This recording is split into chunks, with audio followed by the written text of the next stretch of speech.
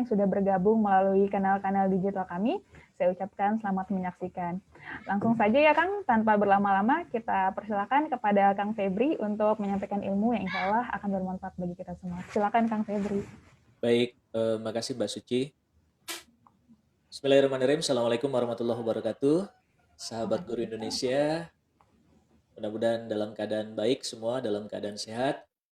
Dan kita sama-sama berdoa kepada Allah Subhanahu wa Ta'ala. Hari ini kita mendapatkan keberkahan, kehidupan kita mendapatkan keberkahan, dan amanah kita sebagai seorang guru Allah mudahkan. Ya, kita juga berdoa untuk Indonesia, Indonesia kuat gitu ya tagline-nya. Beberapa daerah di Indonesia mengalami bencana. Tadi yang kita lihat videonya di daerah Sulawesi Barat, Majene, Mamuju ya tadi ya, Mamuju, Majene, mungkin sebagian Polewali Mandar juga katanya ada yang kena.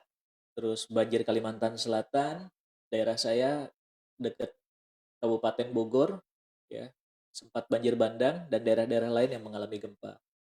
Mungkin Bapak Ibu sekalian ada yang dari daerah sana, semoga diberikan kemudahan oleh Allah Subhanahu wa Ta'ala. Ya Allah berikan kekuatan, Allah berikan kesabaran, dan bencana itu segera berlalu dan recovery-nya ya, proses recovery-nya terutama ini berjalan dengan lancar. Baik, alhamdulillah hari ini saya bisa bersilaturahim kembali. Ini yang keberapa nih Mbak Suci ya? Ini yang Kang kedua Febri ya. udah yang ketiga ya Kang ya? Yang ketiga saya isi sahabat guru Indonesia. Alhamdulillah bahagia sekali hari ini dan pagi ini bisa menyapa lagi sahabat guru di seluruh Indonesia ya, melalui online Facebook. Nah, kalau saya di rumah dan Mbak Suci kita menggunakan Zoom yang di live-kan ke Facebook gitu. Jadi lebih banyak yang nonton sahabat dermawan dan sahabat guru. Nah, temanya yang diminta nih cukup apa ya? Bukan ngeri-ngeri sedap sih ya, tapi mudah-mudahan bisa membuat kita sama-sama belajar di sini ya, sama-sama belajar terkait dengan tema ini. Bukan cuma sahabat guru yang belajar, saya juga sebagai motivator belajar, nanti mungkin di profesi-profesi lain juga belajar. Ya, kenapa seperti itu? Karena masalah kreativitas ini justru dibutuhkan pada saat-saat sekarang ini. Pandemi berlangsung sudah setahunan kali ya. Kalau kita di Indonesia itu bulan Maret baru mulai aware dengan pandemi. PSBB diketatkan, lockdown sebagian itu di bulan Maret ya. Dan anak-anak diminta belajar di rumah, pembelajaran jarak jauh, PJJ ataupun BDR, belajar dari rumah dengan menggunakan media yang ada, itu juga dimulai dari bulan Maret. Juli kita kembali pembelajaran jarak jauh. Kemarin 20 November sebenarnya ada pengumuman ya dari pemerintah melalui SKB 4 menterinya bahwasanya pembelajaran bisa dilakukan dengan tatap muka. Tapi dengan catatan ada lampu hijau dari kepala daerah gitu. Dan ternyata di beberapa daerah cukup banyak kayaknya ya yang masih kepala daerahnya tetap melakukan pembelajaran jarak jauh karena memang kondisi pandemi belum landai ya, masih meningkat gitu. Termasuk daerah saya, daerah Depok ya. Nah, kita berdoa semoga anak-anak cepat melakukan pembelajaran tatap muka ya. Mudah-mudahan tidak seperti yang dibayangkan bahwasanya generasi saat ini, generasi corona itu akan menjadi generasi yang lost ya, lost education gitu. Karena akan sangat disayangkan kita akan apa ya, akan mendapatkan generasi yang hilang dari sisi pendidikan gitu. Nah, mudah-mudahan ini nggak terjadi ya. Nah, oleh karenanya tugas kita sebagai seorang pendidik ya, termasuk saya walaupun motivator, itu bagaimana caranya eh, mencoba melawan hal tersebut gitu. Kalau hari ini ada yang pesimis nih, anak-anak nggak optimal nih belajar. Ini anak-anak kayaknya nggak dapat apa-apa nih selama belajar di rumah. Justru mindset itu yang harusnya kita balikan gitu kan ya. Bagaimana caranya sekarang kita mencari cara untuk bisa melakukan pembelajaran optimal gitu. Jadi memang corona ini telah mengubah banyak hal dalam kehidupan. Betul ya, telah mengubah banyak hal dalam kehidupan ya. Bukan cuma dari sisi pendidikan, tapi bagaimana bisnis juga berubah, teman-teman ACT juga mungkin cara geraknya berubah. Benar ya, Mbak? Ya, orang masuk kantor jadi berubah, pegawai negeri sipil jadi berubah gitu, semuanya berubah. Nah, tapi sementara tantangan zaman ini tetap harus kita taklukkan. Ya, walaupun ada perubahan seperti ini, tantangan zaman ini tetap harus kita taklukkan. Kalau ibaratnya perusahaan, targetan perusahaan ini tetap harus dapat dikejar walaupun dalam kondisi seperti sekarang.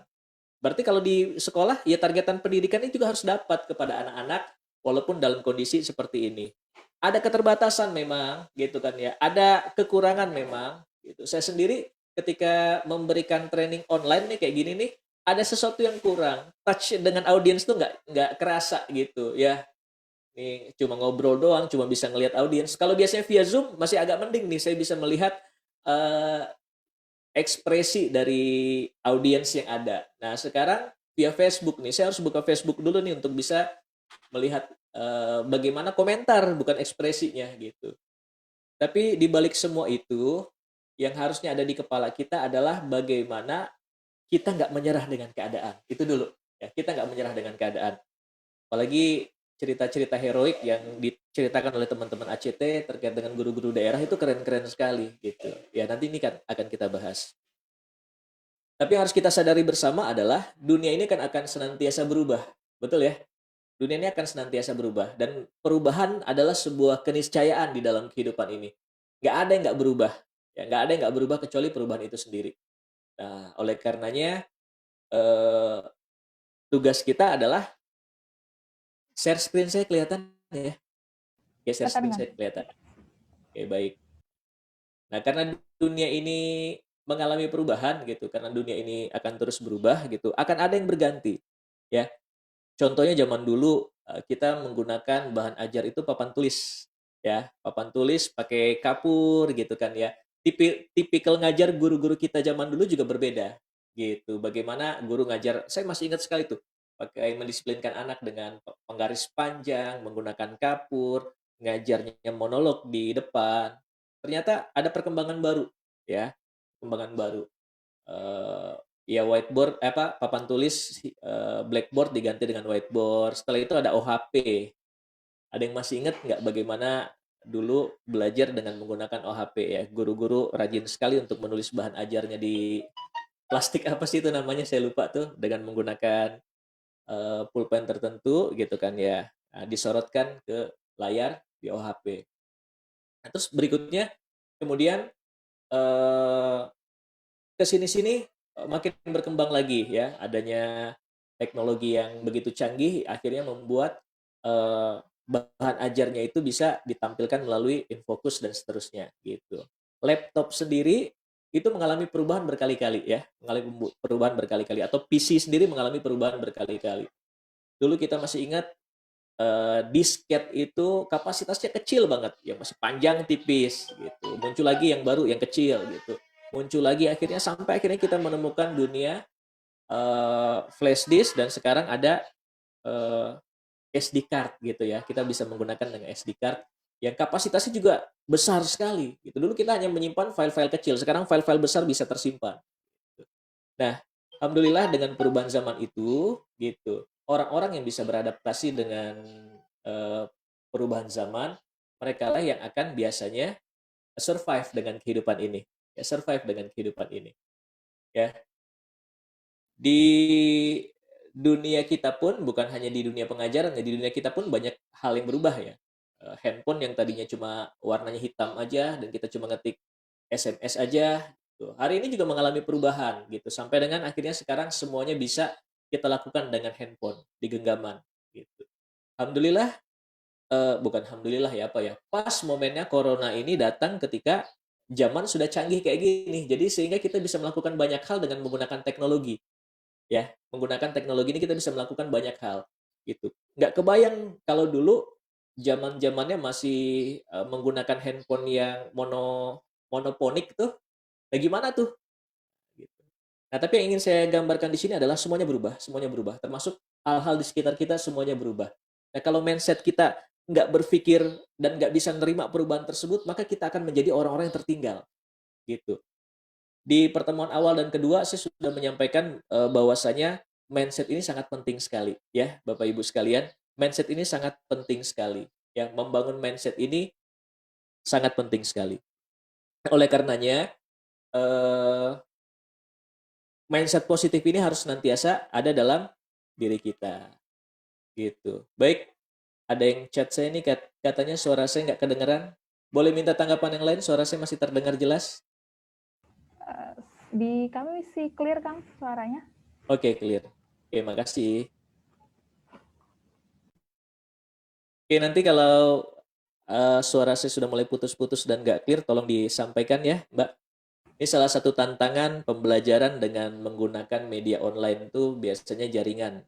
Ya, kemarin dapat kabar dari teman sih, Zoom udah mengalami down gitu ya. Karena setiap pagi itu ada masalah Zoom itu. Bukan masalah jaringan internetnya ataupun wifi-nya, ternyata Zoom-nya yang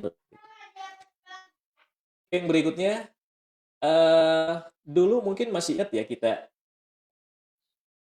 kalau di tol itu, di Tabek nih, kalau tol itu kita selalu ngambil kartu dulu, ada orang yang memberikan kartunya.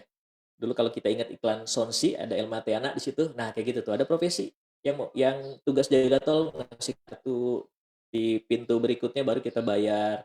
Ternyata zaman makin canggih dan berubah, akhirnya kartu nggak jadi orang tidak lagi ada untuk memberikan kartu. Sekarang semua serba mesin gitu ya.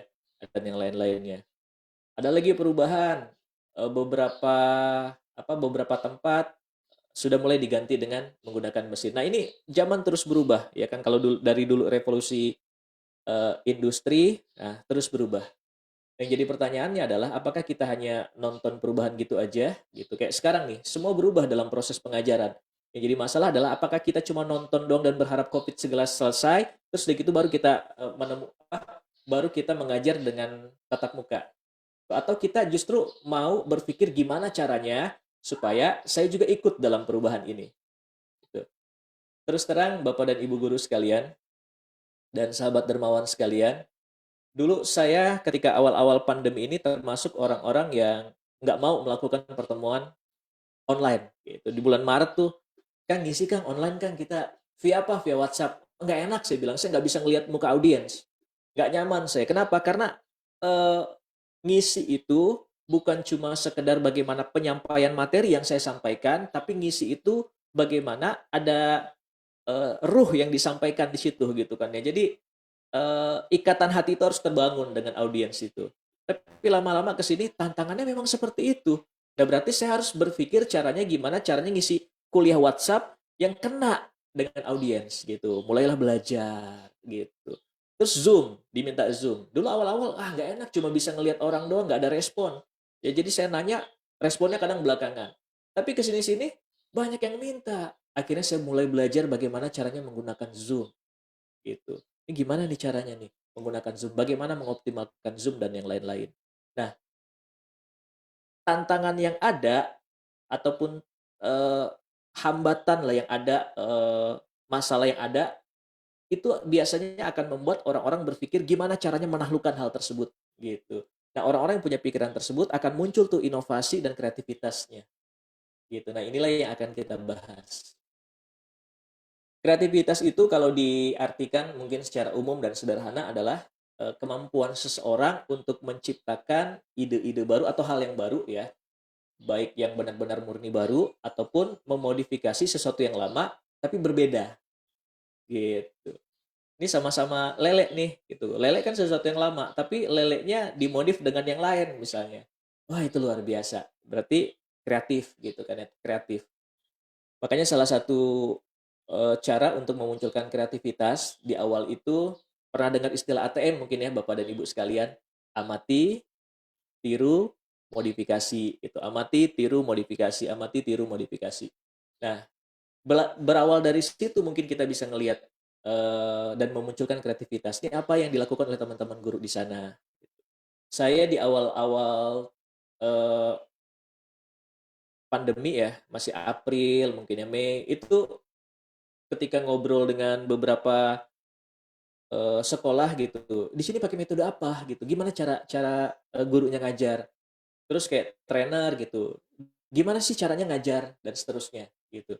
Nah akhirnya muncullah ide-ide, gagasan dan yang lain-lain untuk kita adopsi di pembelajaran kita. Gimana sih cara belajar seperti ini gitu, ya. Terus gimana memunculkan kreativitas? Nah, sebelum memunculkan kreativitas, saya ingin menyampaikan di masa pandemi ini, kreativitas akan muncul kalau kita benar-benar bisa berdamai dengan keadaannya. Apapun itu bentuknya. Kalau sekarang pandemi, ya berarti berdamai dengan pandemi saat ini. Ya, kalau sekarang eranya corona, berarti kita bisa berdamai. Bukan berdamai dalam artian, ya udahlah nggak apa-apa kena. Bukan. Tapi pandemi ini mengharuskan kita PJJ.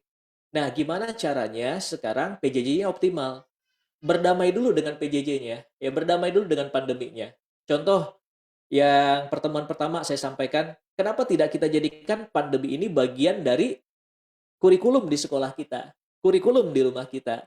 Gitu artinya pandemi ini sesuatu yang justru bisa kita ambil manfaatnya, insertnya apa nih gitu. Ya, kayak saya bercerita kan waktu di pertemuan awal, anak saya sudah jualan kemana-mana untuk biaya outingnya. Ya kan dia semangat untuk ikutan outing, membiayai outingnya dengan biaya sendiri sekitar 3 juta lebih. Ternyata gagal outingnya gara-gara ada bencana di tempat tersebut. Nah, sedih semuanya, satu kelas itu sedih. Tapi justru bisa kita ambil pelajaran. Apa pelajaran yang kita ambil? Bagaimana menjadikan hal tersebut menjadi bahan pelajaran. Oke, anak-anak sudah berjuang. Oke, anak-anak sudah melakukan hal optimal. Nah, kenapa sekarang tidak kita tambahkan lagi satu kurikulum? Apa kurikulumnya? Belajar move on. Kita ajarkan kepada anak-anak tidak semua mimpimu bisa terwujud karena Allah lah yang menentukan semuanya. Tugas manusia berusaha sungguh-sungguh. Kalau udah berusaha itu udah yang terbaik lah buat manusia. Nah pasti akan ada hikmah ketika Allah memberikan sesuatu yang mungkin nggak sesuai dengan kita. Nah diajarkan move on. Karena selama ini berapa orang yang banyak mengajarkan kepada anak-anaknya untuk sukses tapi nggak siap gagal.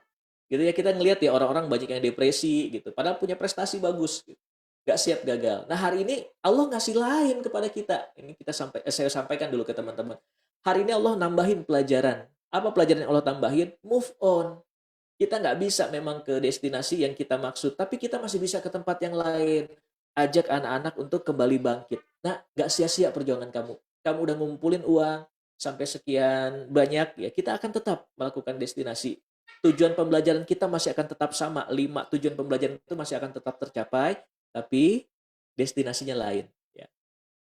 Artinya yang ingin saya sampaikan di sini, tujuan pembelajaran kita kan nggak boleh berubah kepada anak-anak. Ya, esensi pembelajaran itu nggak boleh berubah. Anak-anak jadi makin tahu gitu, makin meningkat pengetahuannya. Setelah pengetahuannya meningkat, anak-anak muncul kesadaran dalam dirinya. Dengan kesadaran tersebutlah dia mau berkarya. Ya, pengetahuan yang dia punya, kesadaran yang dia punya, itu membuat dia cinta kepada Allah Subhanahu wa taala, dekat kepada Allah Subhanahu wa taala dan dia mau berkarya. Ada tanggung jawab keilmuan yang dia miliki. Contoh dia belajar tentang energi alternatif, maka dia akan mikir, karya apa nih yang bisa saya ciptakan dengan energi alternatif ini? Nah, apa yang bisa saya bantu dengan keilmuan saya di masyarakat saya ini? Nah, itu kan esensi pelajaran harusnya pembelajaran harusnya seperti itu.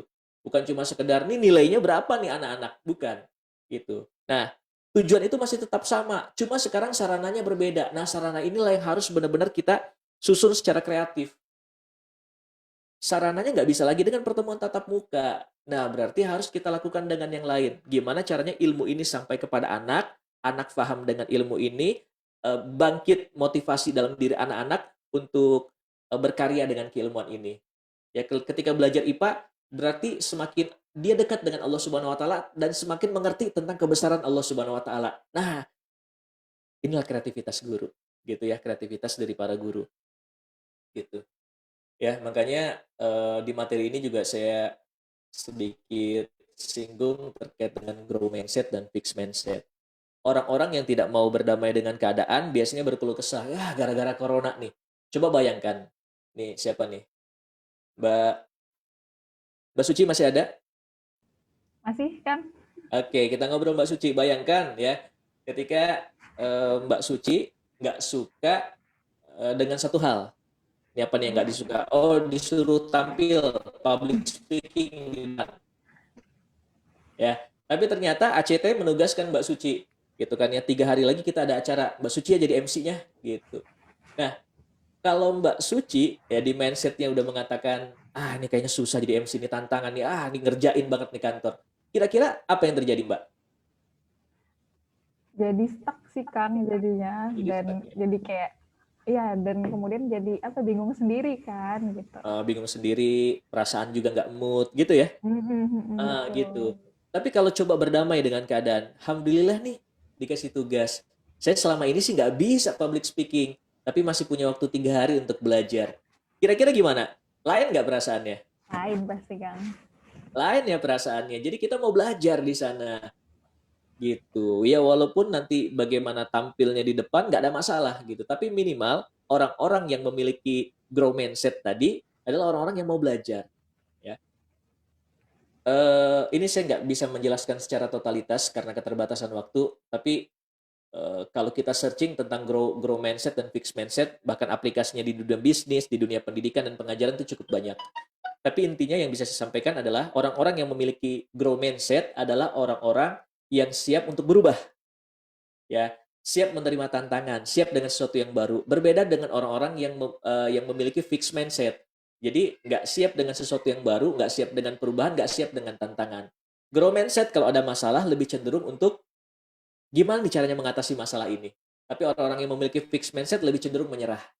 Nah, orang-orang yang gampang menyerah inilah yang nggak akan bisa memunculkan kreativitasnya. Kenapa? Karena pikirannya nggak diasah gitu. Belum apa-apa udah bilang, wah susah nih. Wah, aduh corona. Wah, kita kan cuma di daerah ini, nggak ada sinyal. Gitu. Enak yang daerah Jakarta mah gitu. Karena kita berkeluh kesah pun nggak akan bisa mengubah keadaan. Berkeluh kesah nih.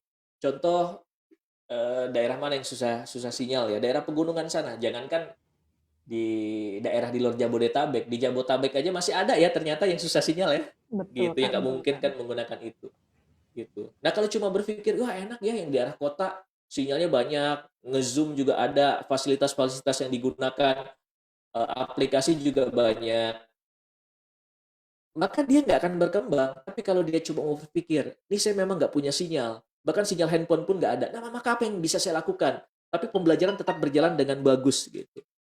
Cerita waktu pertemuan pertama saya diceritakan oleh teman-teman ACT di Atambua ya. Kalau nggak salah di Atambua ada yang menggunakan HT itu. Ada iya Di Kang. Atambua ya Mbak Suci ya, bener ya? Betul, ada. Ya, Tambu ada yang menggunakan HT. Itu kan proses kreativitas sebenarnya. Kalau kita berbicara nggak optimal dong, ya nggak optimal memang gitu. Tapi dibandingkan anak-anak nggak mendapatkan sebuah pengajaran, itu akan jauh lebih baik gitu. Niat itu yang ingin kita sampaikan gitu ya. Nah, dalam proses pengajaran ini di era pandemi ini, maka apa saja yang bisa kita gunakan sarana-sarana? Ini saya coba cacah sedikit ya contoh-contohnya. Yang pertama adalah media Zoom seperti yang saya lakukan ini ya. Media Zoom disambungkan dengan YouTube, disambungkan dengan yang lain-lain. Jadi nanti bisa belajar melalui YouTube. Misalnya kalau Zoom kan agak berat ya bandwidth-nya itu dibandingkan dengan YouTube yang agak ringan. Nah di Zoom ini enak nih kalau semua semua hadir di sini kita bisa melakukan interaktif. Zoom ini bagaimana kita juga sekarang bisa memaksimalkan dan eksplorasi Zoom ini. Contoh, ketika siswanya terlalu banyak, ada kebetulan kalau di sekolah kami itu satu satu level itu dipegang oleh 4 guru ya. Jadi ada 2 kelas dipegang oleh 4 guru. Masing-masing kelas itu ada 10, ada 20. Jadi guru bisa megang 10-10. Itu di break room tuh, dibagi 4 gitu kan ya. Setelah mendapatkan pengajaran dibagi 4. Nah, dengan orang yang sedikit, dia memungkinkan bagi guru untuk lebih gampang, ya gampang berinteraksi gitu kan ya. Ada cuma 10 orang, bisa digunakan break room. Dulu pernah saya ngajar di kampus di Universitas Indonesia untuk diminta ngisi satu mata kuliah jadi dosen tamu. Nah, itu metodenya juga sama. Pemaparan sebentar, ya mereka suruh diskusi. Kita bagi ke 6 grup gitu kan ya. Di break room tuh mereka diskusi. Setelah itu kita kumpulkan kembali, mereka presentasi, ini gimana hasilnya dari masing-masing diskusi, kita simpulkan. Ya, saya waktu itu cuma jadi fasilitator ya, kalau nggak dibilang dosen. Nah, Zoom itu bisa memungkinkan untuk itu semua. Sama, termasuk ketika saya eh, menggunakan sarana share screen seperti tadi. Ini kan kita bisa menggunakan share screen, ya. Bahkan ketika ngajar anak-anak, kita bisa menggunakan games-games. Misalnya contoh kayak gini nih. Ini kelihatan nggak, Mbak Suci? Kelihatan Kang? Kelihatan. Games apa yang pertama kita ingin ini kan kepada anak-anak? Misalnya acak huruf, gitu kan ya. Acak huruf. Berikan pertanyaan kepada anak-anak, itu akan interaktif. Ya, anak-anak untuk kelas-kelas bawah ya, kelas 6 ke bawah. Bahkan SMP pun masih masih mau nih, gitu kan ya. Berikan clue kata kuncinya ya. Hewan yang ya sesuai dengan mata pelajarannya ya. Hewan, misalnya ini kebetulan contohnya hewan yang tinggalnya di hutan gitu, suka dengan pisang apa? Nih, mereka akan jawab gitu ya. Bisa diacak atau nama negara ya, ibu kota dari negara Malaysia apa diacak hurufnya di situ. Nah, mereka akan lihat tergantung pelajarannya. Atau bisa juga, nah kalau ini sih games konsentrasi ya. Ya, nanti muncul tulisannya merah tapi warnanya kuning. Mereka akan membaca ya. Tolong sebutkan warnanya. Jangan baca tulisannya. Nah, mereka biasanya akan antusias tuh walaupun beberapa di antara mereka. Nah, ini untuk memancing aja. Orang-orang kadang banyak keluhan di Zoom, para guru, pengajar segala macam bete gitu karena cuma satu arah. Nah, games-games ini bisa dijadikan alternatif gitu ya. Eh, Berikutnya melihat gambar. Melihat gambar ini bisa tebak. Tebak berapa nih wajahnya? Ada berapa wajah di sini? Nah, anak-anak akan konsentrasi. Hal-hal seperti ini akan membuat konsentrasi anak kembali on. Setelah itu kita bisa menyelipkan lagi pelajaran-pelajaran yang kita maksud, ya. Setelah tebak gambar, setelah menampilkan gambar, bisa juga misalnya tebak gambar, latihan soal. Ini apa coba?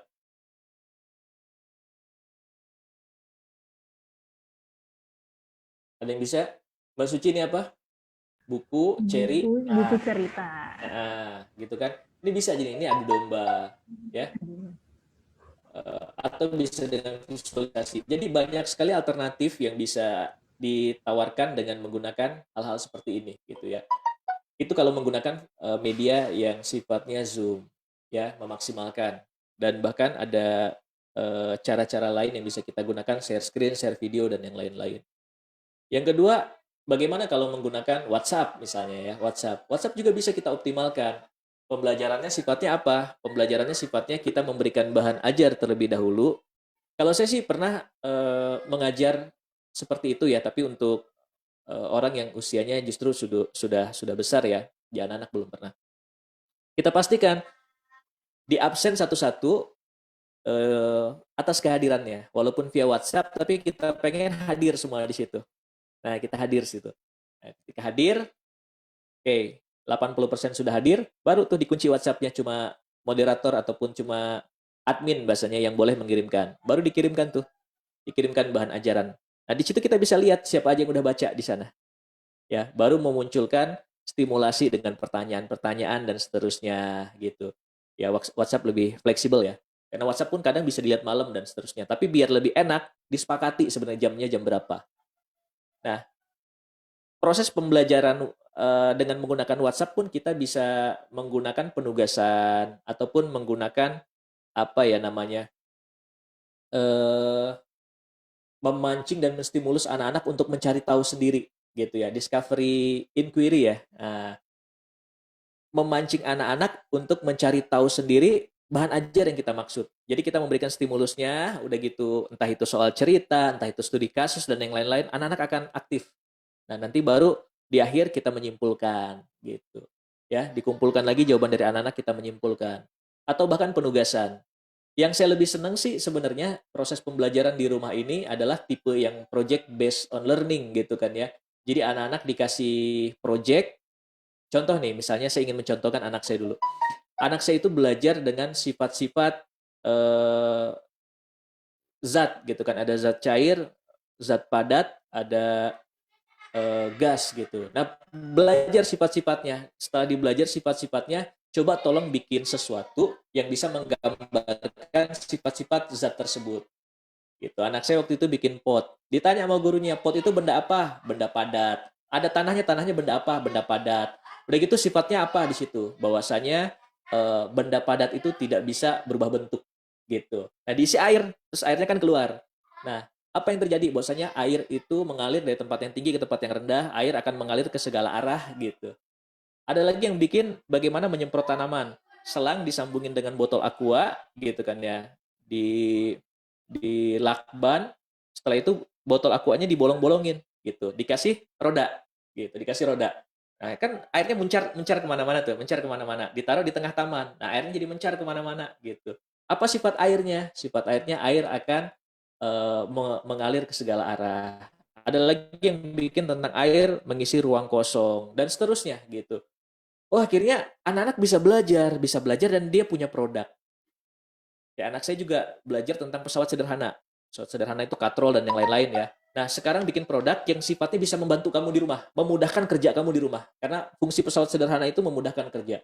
Maka apa ya? Ada anak yang bikin katrol. Dia di lantai atas, gimana caranya supaya bisa narik cucian ke atas gitu kan, biar nggak dibawa-bawa pakai tangga. Di atas kan ngejemur, iya pakai katrol. Itu anak-anak yang bikin gitu. Akhirnya di situ juga kreativitas anak muncul. Guru tinggal tinggal nanya gitu kan, terkait dengan katrol tersebut, terkait dengan kalau anak saya bikin apa, sengget tuh apa ya bahasanya, eee, bikin bagaimana caranya mengambil buah gitu kan, mengambil buah, bikin alat untuk mengambil buah gitu. Karena buahnya banyak, saya rendah nggak bisa manjat, tapi harus ada alat yang ngebantunya, nah itu. Tapi fungsinya apa di pesawat sederhana itu? Nah dijelaskan. Gitu. Ya semakin tinggi tingkatan anaknya kayaknya semakin semakin bisa untuk mendapatkan itu semua, ya, gitu. Waktu saya berapa menit lagi, Mbak Suci? Masih 20 menit bisa kan? Atau kalau Oke, misalkan mau ya, didiskus juga boleh. baik. Nah, atau yang kedua bisa menggunakan games-games sederhana. Boleh saya sharingkan ya. Ini waktu gamesnya sudah habis dan saya belum sempat. Ini salah satu game sederhana yang dibuat oleh guru gitu ya. Namanya Educandy. Nanti untuk membuat gamesnya bisa googling lah ya, bisa googling ataupun lihat di YouTube gimana cara bikin gamesnya. Lebih gampang dengan menggunakan handphone sih, aplikasi di handphone itu gampang sekali. Saya guru udah menjelaskan nih tentang istilah-istilah yang ada. Nih cari nih gamesnya nih di sini. Cari nih kata-kata tersebut di sini. Anak-anak antusias tuh. Nah, mereka berusaha menampilkan yang terbaik. Iya, siapa yang duluan di screenshot ya, gitu melalui handphone di screenshot. Setelah di screenshot, tugasnya dikirimkan ke ibu, gitu ya. Bukan cuma acak kata di sini kalau Educandy ini bisa banyak nih, ya. Bisa TTS, di sini bisa acak kata, bisa multiple choice dan seterusnya. Itu enak juga. Atau Kahoot. Cuma Kahoot ini udah habis ya. Coba saya lihat dulu, ya. Sama Kahoot juga sama. Kalau Kahoot ini nanti akan kita ranking gitu kan. Nah, ini udah habis nih, udah selesai waktunya. Ini cuma pengumuman siapa pemenangnya aja. Ini pemenangnya berapa nih sekarang gitu kan ya. Ini akan kelihatan nanti berapa skornya, berapa pemenangnya. Tapi sebelumnya mereka menjawab soal dulu tuh. Menjawab soal yang ada, bisa apa? Bisa true or false gitu kan ya. Benar atau salah, bisa multiple choice juga, macam-macam gitu. Ya. Nah, ini pemenangnya nih. Ya. Baik. Itu. Ada lagi kuisis. Eh saya hanya ingin menggambarkan aja sih di sini, Bapak Ibu sekalian, bahwasanya kalau kita mau belajar sebenarnya alternatif itu banyak sekali gitu. Saya justru tahu ini juga dari anak-anak saya gitu. Sebenarnya alternatif itu cukup banyak sekali. Baik, kita lanjut ya. Ya, mudah-mudahan sampai sini masih jelas suara saya dan masih ketangkap ya. Masih clear kan? Masih Masih aman? ketangkap. Masih. Nah, berikutnya gimana sih caranya memunculkan kreativitas itu sendiri gitu ya dalam berbagai hal tentunya. Oke, gimana sih caranya memunculkan kreativitas itu sendiri dalam berbagai hal tentunya.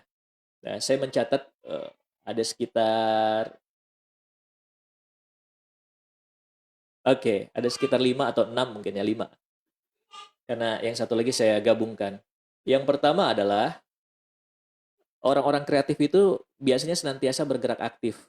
Buka mata, buka telinga, banyak baca gitu kan ya. Melihat sesuatu yang baru, peka dengan hal-hal baru. Gitu, peka dengan hal-hal baru. Jadi ada orang yang kreatif gara-gara ada tekanan. Ada tekanan tuh contohnya gini nih. Mau nggak mau dan terpaksa biasanya kita kreatif. Atau gini lah, kita diminta untuk mengumpulkan esai ya 2 jam lagi. Kita nggak ada bahannya, tapi karena 2 jam lagi deadline ya, gitu kan. Kita akan kreatif nggak? Ya walaupun ngarang-ngarang segala macam, tapi kalau waktunya masih lama, biasanya nggak kreatif. Nah, bukan karena kreatif kayak gitu ya, kreatif yang gara-gara apa terpacu hormon adrenalinnya, the power of kepepet biasanya nggak maksimal. Walaupun tetap ya kreatif ya. Ya orang tuh biasanya eh, kerja setiap bulannya dapat penghasilan gitu kan ya, kerjanya kerja rutinitas, tahu-tahu di PHK dan udah nggak punya uang lagi, biasa akan kreatif mencari cara gitu. Kan akan pilihannya melihat istri lapar apa saya berusaha untuk mencari makan gitu. Nah biasa akan kreatif. Tapi kreatif yang kita maksud di sini adalah kreatif yang benar-benar menjadi jiwa kita, jiwa kita. Biasanya nih otak kanan, orang-orang yang dominan otak kanannya itu lebih lebih cenderung kreatif ya. Kreativitas itu kan terkait dengan otak kanan gitu ya. Nah, gimana cara mengaktifkan itu? Itu tadi banyak bergerak, mau baca, dari bacaan tersebut lihat insight yang baru. Kalau nonton itu dilihat nih, ada hal yang baru nggak yang saya tonton? Ada ilmu pengetahuan baru nggak yang saya dapatkan? Dari ilmu pengetahuan tersebut, ada nggak yang bisa saya modifikasi? Gitu. Yang kedua, belajar dan dari orang-orang kreatif. Bukan cuma belajar sih, tapi kita nongkrong deket orang-orang kreatif pun kita akan jadi kreatif. Biasanya, ya. Ya di ACT nih ada tim program biasanya. Kalau kita sering ikut rapat sama tim program gitu kan, tim program itu kan merancang ya, merancang rapat gitu kan. Merancang program, merancang kegiatan. Kita akan jadi terbiasa untuk bisa ikutan nih gimana caranya. Yang tadinya kita mungkin ahli cuma ya nyatet-nyatet segala macam gitu kan ya. Besok-besok ketika kita diamanahi jadi tim program bisa jadi kita muncul ide-ide dan gagasan. Kenapa? Karena kita terbiasa nongkrong sama orang tersebut. Gitu. Gitu ya Mbak Suci ya? Betul, Kang. Jadi Betul ya? bisa merancang program untuk implementasi di lapangan langsung. Betul. Kalau dulu tuh saya rasain banget pas kuliah. Pas kuliah itu kan saya biasanya bukan study oriented juga ya, yang sekolah gitu aja, kuliah, atau ikut organisasi, terus ngumpul nongkrong sama teman-teman yang sifatnya kritis gitu. Jadi otak tuh jadi ikutan kritis gitu. Ngelihat sesuatu tuh dikritisin, nih apa yang bisa kita kritisin. Dan kita carikan solusi atas permasalahan yang ada. Nah, alhamdulillah saya dapat teman-teman kayak gitu tuh. Jadi kritisnya bukan kritis menghujat ya, bukan kritis kalau bahasa sekarang apa sih? Nyinyir, julid, bukan itu. Tapi dari kritis itu dia bikin tulisan gitu. Nih yang bisa dilakukan mahasiswa, bisa advokasi. Advokasi kalau yang bisa dilakukan mahasiswa dengan ada dana di kelembagaan, yuk kita dana ini kita alokasikan untuk permasalahan ini. Saya jadi nongkrong. Kreativitas saya terasa ketika saya sering diminta kepanitiaan jadi tim acara. Nah, tim acara itu kan kreatif ya, biasa orang-orang kreatif create acara. Gimana caranya acaranya enak nih? Gitu. Yang pertama awalnya jabatan saya logistik, logistik kan nggak pakai mikir gitu kan, cuma gimana caranya pengadaan barang, nyediain ini segala macam. Tapi tim acara itu dia ngeriat ngerumusin acara gitu, akhirnya jadi kreatif. Oh iya, ternyata selama ini kita bisa terasa kreativitasnya kalau nongkrong dengan orang-orang kreatif gitu. Kalau nongkrong dengan orang yang sama flat gitu kan ya, nggak terasa. Tapi dengan orang yang banyak cerita, ada gagasan-gagasan unik, ide-ide nyeleneh, ide-ide aneh, itu biasanya kita akan kreatif gitu ya. Belajar bagaimana dia menemukan ide tersebut. Apa yang dia lakukan sehari-hari. Oh, ternyata banyak baca. Oh, ternyata ada gagasan-gagasan baru gitu. Kok dia punya narasi sekeren ini sih? Narasi tentang pendidikan kok bagus banget. Oh, ternyata dia banyak baca. Nah, kita semua akan bisa dan ngelihat. Setelah itu, jangan lupa untuk menulis ide-ide yang muncul. Kadang gini loh, saya kalau bikin konten, eh, konten untuk YouTube saya, misalnya saya kalau bikin konten untuk YouTube saya untuk diupload ke IG dan segala macam, atau untuk bahan training saya, kadang munculnya itu gitu aja. Contoh lagi nyetir mobil, tahu ngelihat ada orang tua ngelempar anaknya pakai sendal, itu bisa jadi bahan materi saya, gitu. Jadi bahan materi saya. Wah ini nih, ngelihat orang tua ngelempar pakai sendal. Yang saya lakukan saat itu saya catat dulu inti poinnya, baru disusun narasinya. Ya baru disusun narasinya, baru saya bikin kontennya, gitu. Ya, nah, ayah bunda atau ya ayah bunda, bapak ibu nanti bisa lihat lah proses pembelajaran saya di YouTube. Itu kelihatan sekali bagaimana pembelajaran saya dari mulai yang awal tuh videonya jelek banget, suaranya pecah, terus udah gitu nggak ngelihat kamera, terus udah gitu lama-lama ada masukan. Nah, orang-orang kreatif, orang-orang growth mindset itu akan terbuka dengan masukan. Ya, kadang ada orang-orang yang nggak terima masukan, nih kayaknya nih Kang Febri suaranya pecah. Ya iyalah, gue mah cuma gini doang, emang gitu kemampuannya, nggak gitu. Kenapa ya kira-kira pecah ya? Ngerti nggak? Iya Kang, kayaknya harus pakai mic eksternal lagi, tambahin. Ya, saya coba cari nih perangkat mic eksternal. Kang, gelap banget Kang. Oh gitu, gimana caranya ya? Wah, teman saya tuh bikin lampu sorot hanya dengan menggunakan lampu biasa sebenarnya. Dia pakaiin kardus, dia pakein aluminium foil. Kang murah nih Kang kayak gini Kang. Oh iya bener idenya bagus juga nih saya bilang. Kayak gitu. Tapi proses pembelajaran dia kebetulan dosen ya. Jadi kayaknya kalau beli lampu tembak gitu mahal katanya. Tapi dia bikin sendiri itu. Jadi menggunakan lampu biasa pakai listrik gitu. Tapi pakai karton. Diliatin ke saya. Oh iya bagus juga idenya. Gitu. Saya bisa nggak nih untuk membuat itu semua gitu. Ya, tulis idenya dulu. Kenapa? Karena kalau nggak kita tulis, biasanya hilang gitu aja. Ih, tadi di mobil ada ide apa ya? Ah, lupa gitu aja. Tapi kalau kita bisa nulis inti poin dari ide tersebut, kita bisa mengembangin nanti. Karena kan muncul gitu aja. Ada yang munculnya di kamar mandi gitu kan. Nah, kalau muncul di kamar mandi nggak bisa nulis ya, basah nanti. Gitu. Ada yang muncul, ide itu kan kadang muncul dari sesuatu yang kita lihat, ada yang kurang dari sesuatu, muncul sebuah keresahan, muncul sebuah ada hal yang harus kita perbaiki, nah muncul tuh ide tersebut. Nah, itu tulis gagasan. Ya, inspirasi itu kan kadang muncul di jalan. Inspirasi itu muncul ketika kita lagi nonton YouTube. Buru-buru ditulis sebelum idenya menguap. Dan yang berikutnya, orang-orang kreatif itu biasanya memiliki kepercayaan diri yang tinggi. Artinya gini loh, dia nggak masalah karyanya dihina gitu kan ya.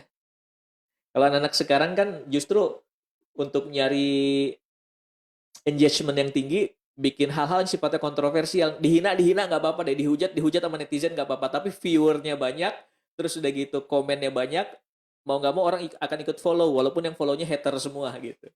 Nah, yang kayak gitu yang harus dimiliki mental ya. Maksudnya mental bukan untuk siap dihujat, tapi mental ini loh karya yang saya persembahkan gitu kan. Pede aja untuk memunculkan karya. Karena kalau kita nggak pede untuk memunculkan ide tersebut atau memunculkan belum jadi karya sih untuk mengeksekusi ide tersebut nggak akan pernah tereksekusi. Nggak akan pernah tereksekusi. Itu ya hanya berupa ide aja. Walt Disney kalau cuma ada di gagasan aja, ya Disney ya kalau cuma ada di gagasan aja Disneyland tuh nggak akan ada. Bahkan ketika dia udah mengungkapkan gagasan pun orang bilang dia gila. Thomas Alva Edison kalau cuma sekedar gagasan, wah saya pengen kota ini terang gitu kan ya. Gimana caranya terang nih kota? Itu cuma hanya sekedar gagasan aja. Kita nggak akan pernah menemukan bola lampu gitu. Mungkin orang lain yang akan menemukan. Dan yang berikutnya adalah aksi nyata. Aksi nyata itu eh, setelah ide kita tulis, narasi udah kita tulis. Kalau narasi itu kan berarti berupa berupa apa ya? Berupa deskripsi gagasan dan seterusnya ya. Kalau saya karena sifatnya seorang trainer berarti kan narasi harus ditulis. Nah, berikutnya adalah PD untuk mengembangkan ide ini dan lanjut dengan aksi nyata. Siapa orang yang bisa berkolaborasi dengan siapa? Ke siapa saya belajar untuk menyempurnakan ide ini?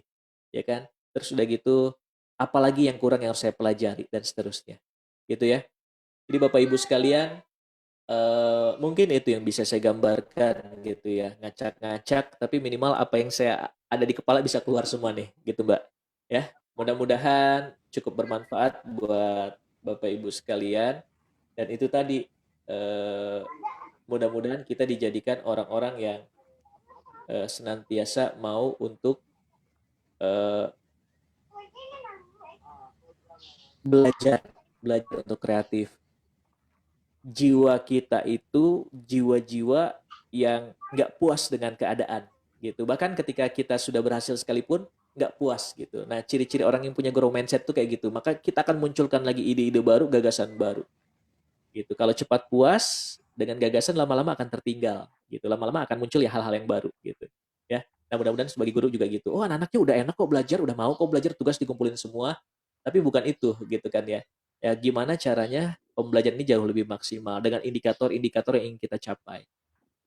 Kalau alam bisawab gitu, itu yang bisa saya sampaikan. Mudah-mudahan ini bermanfaat buat kita semua, termasuk juga buat saya pribadi. Jadi saya ngisi-ngisi ini sebenarnya dalam rangka untuk mencari ide dan gagasan juga, belajar dari Bapak Ibu sekalian. Saya kembalikan kepada Mbak Suci selaku moderator. Terima kasih. Baik, terima kasih Kang Febri. Masya Allah Kang, ilmunya ya tentang bagaimana menjadi kreatif, terutama sebagai seorang guru atau pendidik gitu ya Kang ya. Ya. Baik, sebelum kita masuk ke segmen berikutnya, itu sesi tanya jawab. Saya mau mengajak dulu kepada seluruh sahabat dermawan nih dan Bapak Ibu sahabat guru Indonesia untuk bisa bergabung dalam aksi-aksi kebaikan bersama aksi cepat tanggap dengan mengunjungi website indonesiadarmawan.id. Oke, baik. Kang, sekarang kita masuk ke sesi tanya jawab nih, Kang. Sudah ada beberapa pertanyaan dari para peserta yang mengikuti Forum Sahabat Guru Indonesia pagi ini. Ada di Facebook. Kemudian kita langsung aja kali, Kang, ya, untuk diskusi, lebih banyak diskusi. Salah. Baik.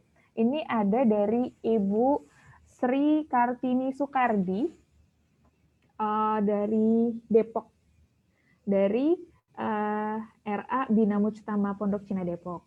Nah, Ibu Sri ini mau tanya, katanya kan sekarang lagi viral TikTok tuh, Kang. Bahkan untuk termasuk aplikasi media pembelajaran juga. Nah, cuman Ibu Sri ini ragu karena pernah dengar ada Ustadz yang bilang kalau TikTok itu haram. Gimana kira-kira menurut Kang Febri itu, Kang? Saya belum dengar ya ada ustadz yang ngomong TikTok itu haram. TikToknya yang haramkah atau konten yang di TikTok yang haramkah gitu? Karena kalau kita menganggap TikToknya haram maka dalam bentuk apapun itu nggak boleh. Gitu. Kalau nggak salah kalau Ustadz Maher itu pernah mengklarifikasi gitu, dia pernah menyampaikan itu, tapi yang dia klarifikasi adalah proses penggunaannya. Saya pernah download TikTok juga, udah gitu nggak banyak sih beberapa upload. Akhirnya sekarang saya berhenti gitu karena memang random yang muncul di kita itu random. Dalam arti random itu tahu-tahu muncul yaitu tadi dominan konten-konten joget dan mengumbar itu masih sangat besar gitu. Kalau saya secara pribadi saya belum tahu ini ya karena saya bukan ahli fikih juga. Mohon maaf Bapak Ibu sekalian. Ini kita harus tanya fatwa ini kepada memang orang yang mengerti tentang syariah. Tapi yang saya pikirkan saat itu adalah ini yang saya lihat adalah mantul ya suaranya. Enggak, masih lancar, Kang. Oh, lancar Kita ya. Oke, oke. Yang saya melihat hal-hal yang sifatnya kayak ada yang joget gitu kan, itu kan aurat yang diumbar. Nah, ikutan dosa saya, walaupun saya memfollow beberapa akun yang sifatnya pembelajaran. Ya kayak Dema Eka itu kan master of selling gitu kan ya, terus udah gitu inspirasi lainnya. Tapi ketika muncul gitu, wah ini nggak bagus nih. Apalagi nanti ketika anak saya juga ikut nonton dengan dengan muncul di timeline itu random gitu. Nah, ya. makanya akhirnya puasa dulu deh saya bilang puasa dulu. Kalaupun mau make cuma untuk upload doang udah gitu nggak apa ya nggak surfing di sana gitu nggak surfing masih amanan di Instagram. Walaupun sekarang ada beberapa guru yang menggunakan media sarana TikTok untuk proses pembelajarannya ya karena memang lagi Iya. viral. Ya pernah tahu ya Mbak Suci ya? Itu Ada sesuai tadi yang Bu beberapa Sri kan tanya, ada yang udah menggunakan sebagai media pembelajaran tuh, Kang, TikTok katanya gitu. Mungkin gitu. buat submit tugas mungkin.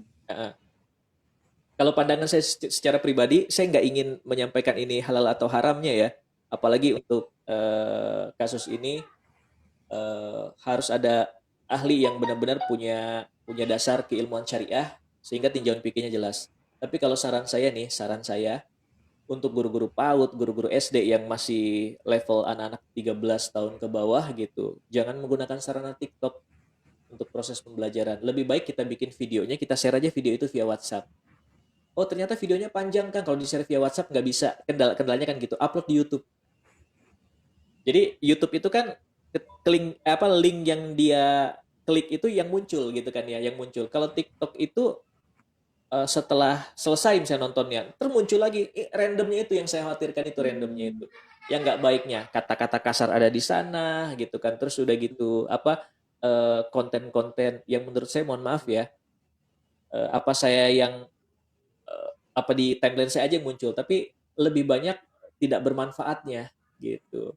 Saya takutnya nanti ditanya Allah kuota yang dipakai ini untuk apa? Nonton TikTok saya bilang. TikToknya bermanfaat apa enggak? Nah, itu jadi bahan hisap saya gitu loh. Ya, jadi masih ada alternatif pembelajaran lain Bu Sri menurut saya. Apalagi untuk anak PAUD, nggak aman tuh gitu. Nggak aman ya. Betul, betul, Kang. Jadi sebenarnya kan sosial media itu banyak macamnya, Kang, ya. Ya, Jadi bisa sebagai guru ataupun sebagai orang tua kita bisa mulai sortir. Misalkan kayak YouTube kan bisa disortir atau betul. dipilih, ada pilihannya bisa munculkan tayangan khusus anak-anak misalkan gitu, Kang, Betul. ya. Ya, Tapi kalau TikTok kayaknya belum deh seperti itu. saya belum terlalu eksplorasi sih kalau TikTok gitu. Sama, Tapi saya belum setiap belum install sama sekali malah, Kang. setiap buka lah kok gini, setiap buka kok gini. Walaupun akun yang saya Hmm, follow itu akun inspirasi semua. Ya, mulai dari parenter dan seterusnya gitu. mungkin bisa dilihat manfaat atau mudaratnya seperti itu mungkin ya Betul. Kang. Betul. Heeh. Tapi kalau Um, untuk anak-anak nggak sehat, Bu.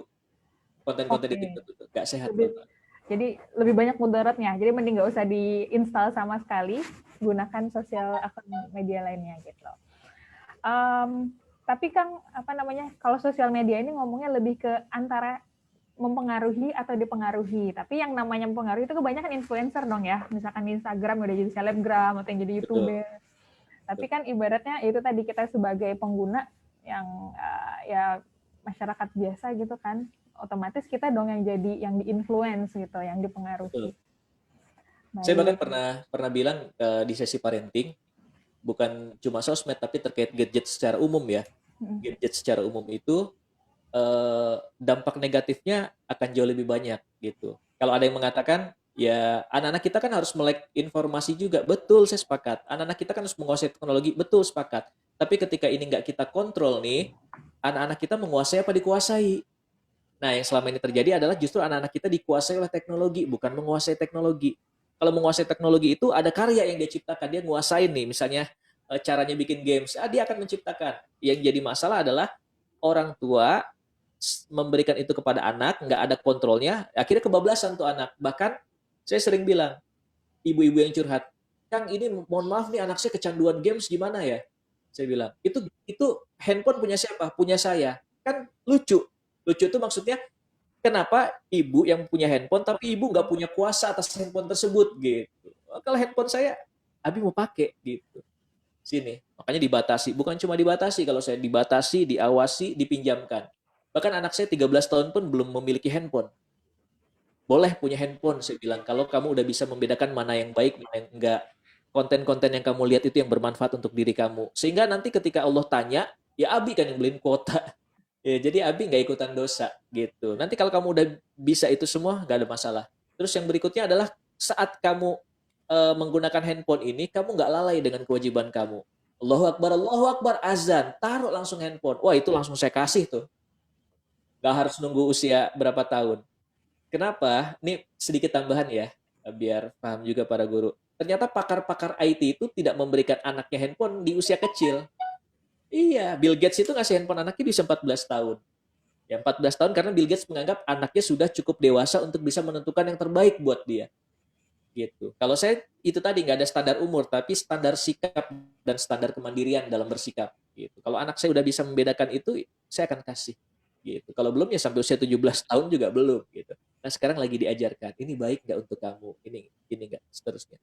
Justru malah pakar-pakar IT itu tidak merekomendasikan buat anak. Kalau kita berbicara masalah sosial media itu dibikin oleh orang-orang yang ahli algoritma, ya kan untuk kepentingan bisnis yang lain-lain. Bukan dibikin oleh orang-orang yang ngerti tentang pendidikan dan psikolog-psikolog anak gitu. Artinya ya kemungkinan ngerusaknya itu ada gitu. Gitulah Mbak pokoknya. Siap, siap, Kang. Dan apa namanya, saya juga pernah lihat itu di salah satu iklan komersil luar negeri. Jadi ada dua orang tua itu, dia mau beli gadget buat anaknya kayaknya masih umur 6 atau 7 tahun. Iya 6 tahun. Nah, kan penjualnya sendiri yang kemudian bilang daripada untuk kebaikan anak Bapak dibelikan nanti itu memang umur 13 tahun ke atas. Seperti memang sudah pernah ada penelitian. Jadi usia yang sudah kemandirian dan tanggung jawab anaknya sudah terbentuk, baru boleh dikasih gadget seperti itu ya Kang. Dan Betul. mungkin jadi highlight juga adalah meskipun ini era digital, apalagi di era pandemi sekarang memang pembelajaran via HP semua, justru apa namanya penggunaan gadget, tablet ataupun handphone sendiri harus lebih ketat mungkin ya Kang orang tua Betul. membatasi ibaratnya cukup buat belajar aja gitu. Untuk Saya kalau ini pengalaman saya sendiri. Saya tuh mulai memberlakukan aturan main ini justru di masa pandemi. Masa pandemi. Saya mengatakan bahwasanya selama pembelajaran dari Senin sampai dengan Sabtu itu nggak ada gadget sama sekali kecuali untuk satu kebutuhan, sesuatu yang dibutuhkan untuk sesuatu yang penting. Kalau belajar via Zoom itu kan kebutuhan dan sesuatu yang penting. Tapi untuk kesenangan nggak ada. Tapi ada jatahnya. Jatahnya kapan? Di hari Ahad. Dan itu pun dibatasi. Nah, setelah dapat pembatasan, diawasi sama orang tua. Malah saya menjadikan hari Ahad itu adalah hari keluarga. Yuk, daripada main sendiri-sendiri, kita nonton film. Abi sudah download nih film keluarga yang bagus. Jadi gadgetnya digunakan untuk nonton film bareng-bareng. Nah, setelah nonton film, kita ngumpul rame-rame. Insight-nya apa? Kira-kira belajar apa bang tadi dari film itu bang? Gitu. Jadi hal positif. Jadi justru jadi bahan yang bagus. Dan alhamdulillah ternyata berhasil gitu. Berhasil itu dalam artian berjalan gitu ya. Jadi nggak ada anak yang sifatnya ngotot-ngotot. Gitu. Bahkan anak yang kecil justru lebih otomatis usia 6 tahun. Abi aku udah selesai zoomnya, laptopnya aku taruh di mana? Wah luar biasa, alhamdulillah saya bilang. Masya Allah. Sudah tertanam berarti Kang ya. Jadi ibaratnya Iya, dengan dibatasi ini kita kasih pemahaman juga ya kepada anak-anak di rumah betul. bahwa ada waktu yang harus dipakai, pakai gadget itu memang untuk belajar daripada buang-buang waktu untuk main games atau surfing internet yang mungkin tidak ada hubungannya untuk meningkatkan pendidikan atau kualitas diri mereka. Dan mungkin satu lagi Kang, Ya, contohnya itu orang tua sendiri harus ngasih contoh kali Kang ya untuk anak-anaknya langsung. iya, Orang tua pun nggak boleh gadget addicted juga. betul. Ibaratnya anak-anak kan ngelihat orang tua ya. Ibaratnya mereka mau ngobrol sama orang tuanya main HP, otomatis nyontoh. Jadi orang tua pun jadi contoh harus bisa ngontrol penggunaan HP sendiri gitu. Ya, makanya aturan itu berlaku untuk satu keluarga. Keluarga, Ah, bukan buat anak-anak doang. bukan untuk di anak-anak. Kalau dari awal kan saya yang udah pernah yang udah pernah sharing sama saya suka bilang di keluarga saya itu adalah saya yang orang open mind ya, di keluarga kami diciptakan budaya open mind untuk menerima masukan. Jadi di awal yang saya tanamkan kepada anak-anak adalah tujuan kita itu sama-sama nyampe surga. Dan kalau kita menganggap dan sayang keluarga, kalau lagu Keluarga Cemara itu gimana? Harta yang paling berharga ya adalah keluarga. Kalau memang kita menganggap yang paling berharga ini adalah keluarga, pasti kita akan ngejagain keluarga. Ngejagain agar tidak ada satu orang pun yang terjerumus ke dalam neraka. Nah, gimana caranya saling mengingatkan? Budaya nasihat itu ada. Termasuk saya siap gitu. Contohnya ketika udah jam 12 lebih udah azan, udah 10 menit berlalu azan saya belum sholat. Anak saya bilang, Abi belum sholat tuh, ayo. Apain tuh dari tadi di laptop terus? Maka saya akan open mind dan mengatakan, ih makasih ya nak ya. Udah diingetin, bukan malah, ya Allah berisik banget sih kamu gitu. Abi juga ntar sholat. Nah, ada beberapa orang tua yang nggak bisa kayak gitu. Padahal budaya itu kita ciptakan tuh enak. Sehingga saya kalau bikin aturan main, jadi sama-sama nerima anak-anak. Jadi di kepala anak tuh, ya aturan buat kita doang. Abi nanti gitu. Saya ikhlas disurakin anak-anak tuh. Misalnya ada peraturan abis maghrib itu nggak ada handphone sama sekali gitu kan. Bahkan untuk WhatsAppan gitu. Kecuali di telepon penting. Dulu sih aturan mainnya. Sekarang udah agak luntur nih di masa pandemi ini. Anak-anak ketika saya main abis maghrib tuh bilang, Abi pelanggaran. Saya akan taruh handphonenya gitu. Ketika saya bilang untuk kebutuhan aja handphone, maka kita harus konsekuen dengan kebutuhan aja. Maksudnya apa? Untuk kebutuhan. Jadi saya cuma boleh nge-WhatsApp, email dan segala macam. Tapi saya juga nggak boleh main gitu. Itu untuk kesenangan dong kalau main berarti gitu. Nah, kalau mau upload sesuatu, saya kan cuma ngupload doang ya, ngupload di Facebook, ngupload di IG itu saya bilangin, ini untuk kebutuhan ya, nah ya setiap hari Abi harus memberikan inspirasi nih. Anak-anak sepakat, nggak apa-apa. Gitu. Tapi kalau untuk main games, Abi sendiri main games, kita nggak boleh gitu. Nah, itu yang nggak boleh. Jadi orang tua justru ketika orang tua bikin aturan gitu Mbak, karena orang tua itu teladan buat anak-anak ya, gitu. Betul. Dan nasihat terbaik itu adalah contoh langsung dan teladan ya Kang ya. Yes. Baik. Oke Kang, ini kita lanjut ke pertanyaan berikutnya mungkin Kang ya. Baik. Ini ada tadi dari Pak Aswari di Sumeneb, Madura. Masya Allah. Beliau mau tanya nih tentang gimana bahasanya ini, cara mengetahui mindset siswa-siswi di masa pandemi ini, karena penyampaian materi kali ini disampaikan secara daring, jadi kadang-kadang yang menjawab soal dari guru itu adalah orang tuanya secara diam-diam. Nah, ini soal lebih ke integrity atau masalah penanaman nilai kejujuran. Bukan Yes. hanya ke anaknya, juga ke orang tuanya gitu Kang ya. Karena kayak orientasi nilai mungkin ya. Jadi Betul-betul. orang tua inginnya nilai anak bagus, anak nggak mau ngerjain atau anak nggak paham, mau nggak mau orang tua turun tangan. Itu gimana Kang? Ini sebenarnya masuknya bab parenting ya, bukan salah guru ini. Karena guru udah maksimal nih. Tapi kita sebagai orang tua justru harus paham betul. Sebelum pandemi ini saya kemana-mana nih, kemana-mana ngisi gitu kan, dari mulai Aceh sampai Sofifi, 30 provinsi. Salah satu yang saya bawa itu adalah tentang konsep pendidikan atau mindset pendidikan. Mindset pendidikan itu bukan masalah nilai. Saya udah pernah bilang ya sebelumnya ya di pertemuan pertama ya, bukan cuma semata-mata ngejar nilai gitu, habis dapat nilai, terus udah gitu kita dapat sekolah bagus, udah dapat sekolah bagus, keterima di kampus favorit, IPK-nya besar, kerja. Bukan. Tapi justru yang tadi sempat saya singgung, mindset pendidikan itu adalah anak-anak belajar, anak-anak paham, anak-anak punya kesadaran, dekat dengan Allah Subhanahu wa taala, punya tanggung jawab terhadap ilmu yang dia miliki. Tanggung jawabnya itu dalam bentuk apa? Kontribusi dan karya. Banyak orang-orang zamannya saya nih ya, saya hanya berkaca di zaman saya aja. Mudah-mudahan zaman sekarang udah jauh lebih baik. Banyak orang-orang atau teman-teman di sekitar kita, bukan cuma teman saya, tapi memang di sekitaran kita itu orang-orang yang nilainya besar tapi nggak punya karya dan kontribusi. Iya nggak, Mbak? Takutnya saya salah. Betul, betul, Kang. Betul ya? Heeh. Nilainya besar. Bahkan ada yang seangkatan saya sekarang S2 lagi, ngapain S2? Ya kalau nggak S2 nggak promosi jabatan. Promosi coba tujuannya. Promosi jabatan. Padahal nanti yang Allah akan hisap itu bukan promosi jabatannya, tapi tanggung jawab keilmuan yang dia miliki. Gitu. Kalau cuma promosi jabatan, berarti gelar yang dia cari. Kalau untuk ngedapetin gelar, beli juga bisa gitu ke kampus-kampus yang selama ini yang nggak punya integritas. Gitu. Kan cuma untuk gelar S2 doang, gelar S3 doang. Ya bahkan bisa joki gitu. Nah, itu yang harus dibangun. Jadi kesadaran itu yang juga harus bersinergi dengan orang tua. Itulah kenapa di pertemuan awal saya mengatakan proses pembelajaran jarak jauh ini akan optimal ketika kita bisa bersinergi dengan orang tua.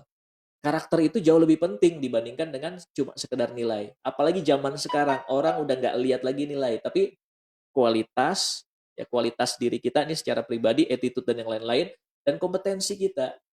Ya layak nggak, mampu nggak, gitu. Ya, terus gimana caranya sekarang supaya apa eh, anak-anak nggak melakukan hal seperti itu gitu. Saran saya sih yang pertama adalah tadi juga baru baru baru saja berdiskusi dengan Mbak Suci ini sebenarnya fenomena yang terjadi.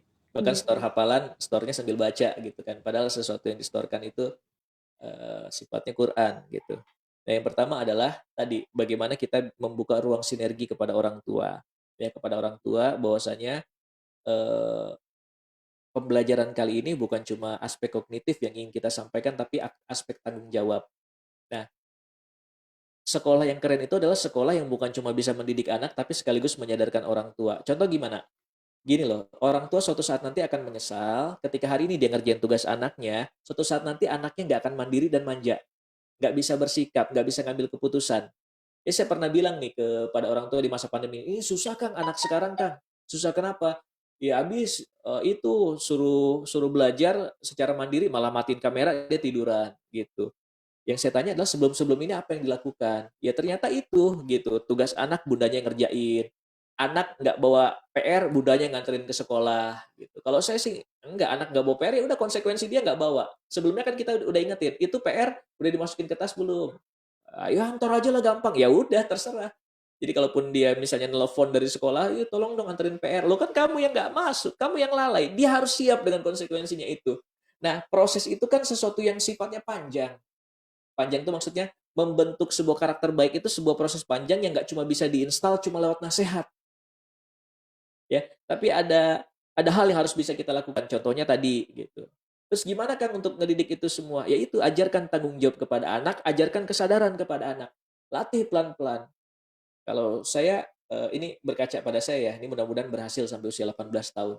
Saya udah bilang kepada anak saya, hidup ini ya suatu saat nanti kamu akan tanggung jawab dengan hidup kamu sendiri, Abi akan tanggung jawab. Hari ini kamu masih dibiayai Abi, oke. Abi masih ingin menjadikan kamu atau membimbing kamu menjadi seorang generasi hebat, oke. Tapi kalau kamu akan sendiri. Nah, tugas Abi sekarang adalah menyiapkan kamu untuk bisa hebat pada saatnya nanti. Deal saya kan di usia 18 tahun anak saya udah mulai mandiri dan semua-muanya mandiri, termasuk membiayai kuliahnya sendiri. Nah, ini saya bantu dari sekarang. Nah, jadi saya ingetin lagi, jadi ketika dia bilang, ya nggak apa-apa abang nggak hafalan Quran, ini kan bukan hidup Abi. Yang dapat pahala tuh nanti di surga kamu. Bukan karena mahkota Abi maksa kamu ngapalin Al-Quran, bukan.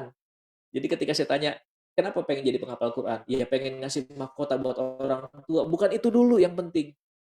gitu. Bukan itu dulu yang penting, tapi buat diri kamu. Quran itu akan jadi syafaat buat kamu nanti. Quran itu akan menyelamatkan kamu dunia akhirat. Gitu. Bonus itu untuk ngasih Abi. Gitu. Jadi mindsetnya dia itu ngapalin bukan karena kita yang nyuruh dan kita pengen dapat mahkota, bukan. Belajar itu bukan karena kita yang nyuruh supaya dapat nilai bagus, bukan. Tapi untuk kamu, nak, untuk kamu, gitu.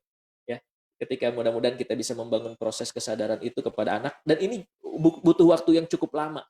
Cukup lama itu dalam artian ketika mindset yang terbentuk sebelumnya nggak seperti ini kita harus kosongin dulu mindsetnya. Contohnya nih, ya, ini botol nih. Botol ini udah penuh dengan mindset negatif nih. Ini harus kita keluarkan dulu kepada anak.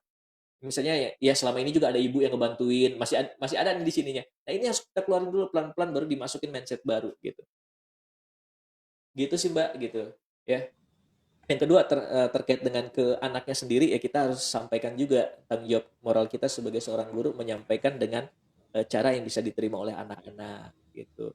Ya. Ya sampaikan, nggak peduli berapapun nilai kalian nggak apa-apa, tapi yang ingin Bapak lihat adalah kalian berusaha keras. Gitu. Makanya saya sering mengatakan kepada guru, jangan lagi coba puji anak-anak, weh tepuk tangan nih nilainya 10. Bukan.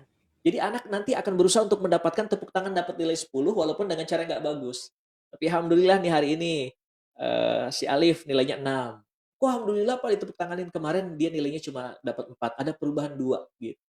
Yang dapat nilai 9 sekarang 9 lagi ya biasa aja, emang udah pinter gitu. Tapi ini ada perubahan nih dalam diri si anak yang tadinya 4 jadi bisa 6, itu kan kenaikan yang luar biasa. Itu tepuk tangan dong. Artinya Alif belajar jauh lebih keras sekarang gitu. Nah, insya Allah kalau akan jauh lebih keras lagi, kamu bisa dapat nilai 9. Jadi anak termotivasi untuk menunjukkan hal terbaik dalam diri dia. Bukan untuk apa ya? Bukan untuk mendapatkan nilai terbaik, tapi melakukan proses terbaik. Gitu. Jadi Gitu, Mbak. mungkin lebih menghargai proses usaha yang dilakukan oleh anak dibandingkan hanya fokus kepada resultnya atau hasilnya saja, gitu Kang ya. Ya. Dan mungkin apresiasi untuk nilai-nilai positif yang dilakukan anak, misalkan sudah berusaha untuk jujur, misalkan dalam ujian kita tahu ada yang cheat, ada curang atau segala macam, tapi nilainya ternyata tidak seberapa dan sudah belajar maksimal segala macam, at least orang tua ataupun guru bisa untuk tetap coba apresiasi dengan usaha yang dilakukan dan kejujuran yang sudah mereka coba untuk jalankan. Gitu. Betul. Karena kan memang itu tadi Kang, yang di praise adalah nilai yang tinggi, bukan nilai-nilai positif yang misalkan ada anak mencoba jujur misalkan kan, nggak diapresiasi, malah fokusnya ke yang misalkan nilainya kurang bagus atau segala macam. Akhirnya kan anak-anak mikir gimana caranya supaya bisa dapat nilai bagus apapun caranya, seperti itu. Iya. Akhirnya kan seperti itu. Betul. Termasuk ya karena ini masalah pendidikan karakter ya, sekolah sama rumah itu memang harus mirip.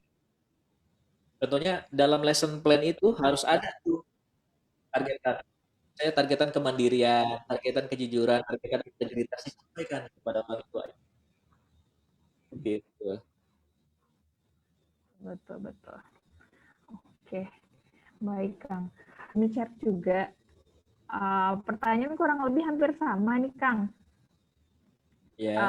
Kalau yang dari WhatsApp itu ada dari Ibu Karmila di Ambon dan kemudian ada Ibu Wulan dari Palu nih. Pertanyaannya kurang lebih samanya adalah kalau dari Bu Karmila pertanyaan background pertanyaannya dulu nih. Tadi kan Kang Pak Febri mengajar di daerah atau sekolah yang tidak mendukung fasilitas Zoom WA ataupun media digital lain. Pertama, kedua, gimana menyemangati siswa yang belum antusias dengan mode pembelajaran baru saat pandemi seperti sekarang. Nah, ini untuk pertanyaan keduanya Bu Karmila sama nih sama pertanyaan Bu Wulan. Guru untuk membuat minat siswa untuk ikut aktif dalam belajar. Misalkan guru udah bercoba kreatif gitu, tapi ternyata siswa yang ikut gabung kurang, alasan kuota lah atau jaringan nggak bagus gitu. Kurang lebih itu sih pertanyaan Kang. Gimana membuat siswa lebih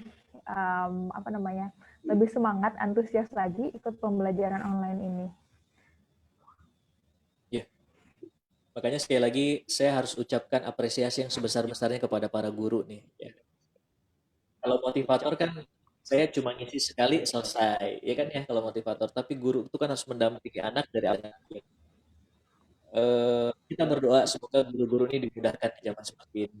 Kita harus selalu mendoakan gitu kan. Karena memang guru buat bangsa itu sangat penting sekali. Nah, sekarang gimana caranya untuk memunculkan itu semua ya, untuk memunculkan apa tadi minat pembelajaran. Yang pertama harus kita cari tahu dulu tuh gini Mbak. Suara saya jelas nggak nih? Jelas, Kang? Jelas ya? Ya. Baik, yang pertama itu cari tahu dulu kenapa dia nggak minat dengan pelajarannya.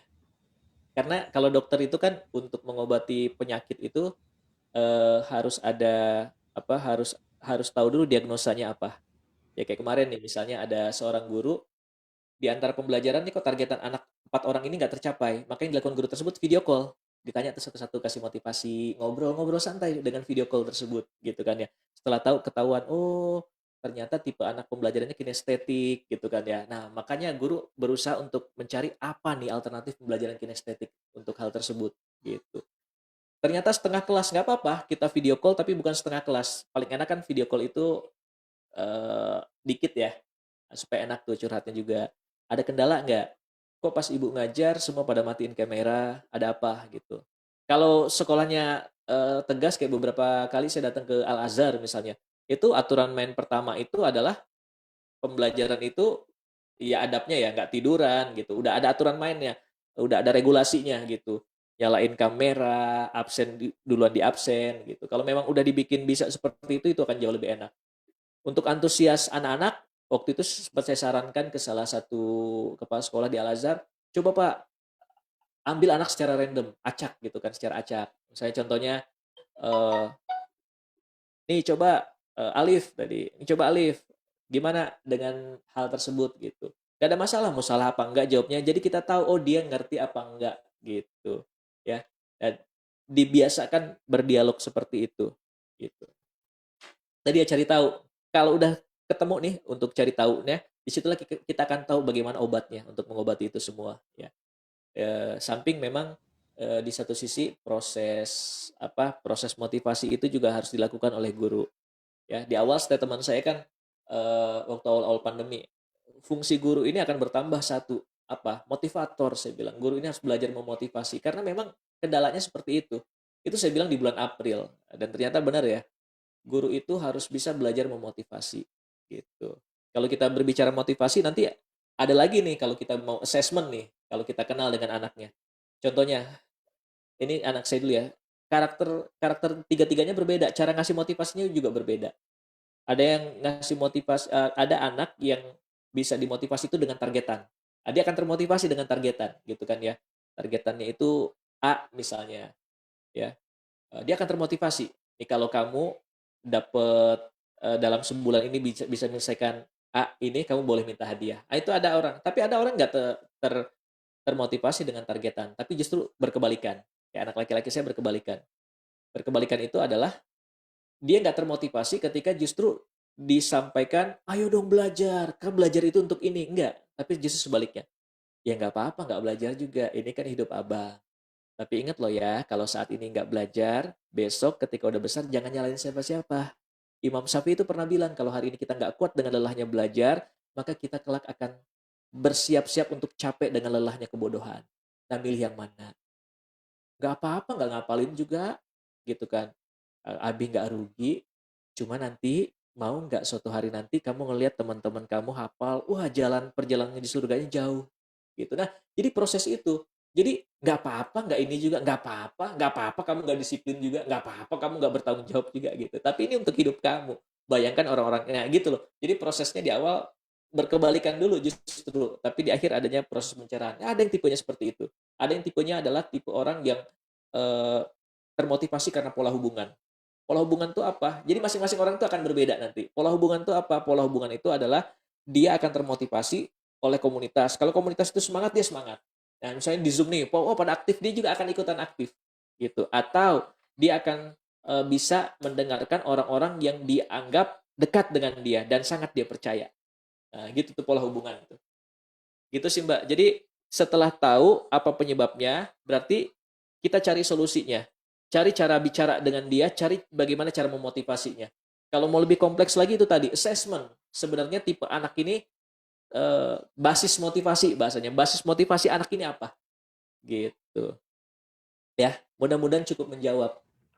Baik-baik, Kang. Jadi intinya adalah para guru dan orang tua juga harus paham bagaimana karakter anaknya. Ya, Nah, bagaimana karakter anak, mereka akan termotivasi dengan cara seperti apa? Apakah dengan apa tadi, kompetisi kah? Atau ditargetin? Atau malah pendekatan personal? iya, Atau malah dengan pendekatannya diperingatkan, warning seperti Kang Febri tadi. Tapi warningnya ada yang smooth gitu kan. iya, Ngingetinnya halus gitu, Kang. Jadi dia tidak merasa disuruh, cuman oh iya gitu Kang ya jadinya. Anaknya jadi betul, kayak oh iya bener. betul. Oke, baik.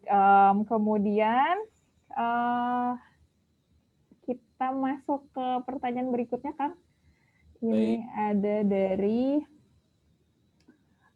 ini bagaimana cara membangun kedekatan guru dengan anak di era pembelajaran daring.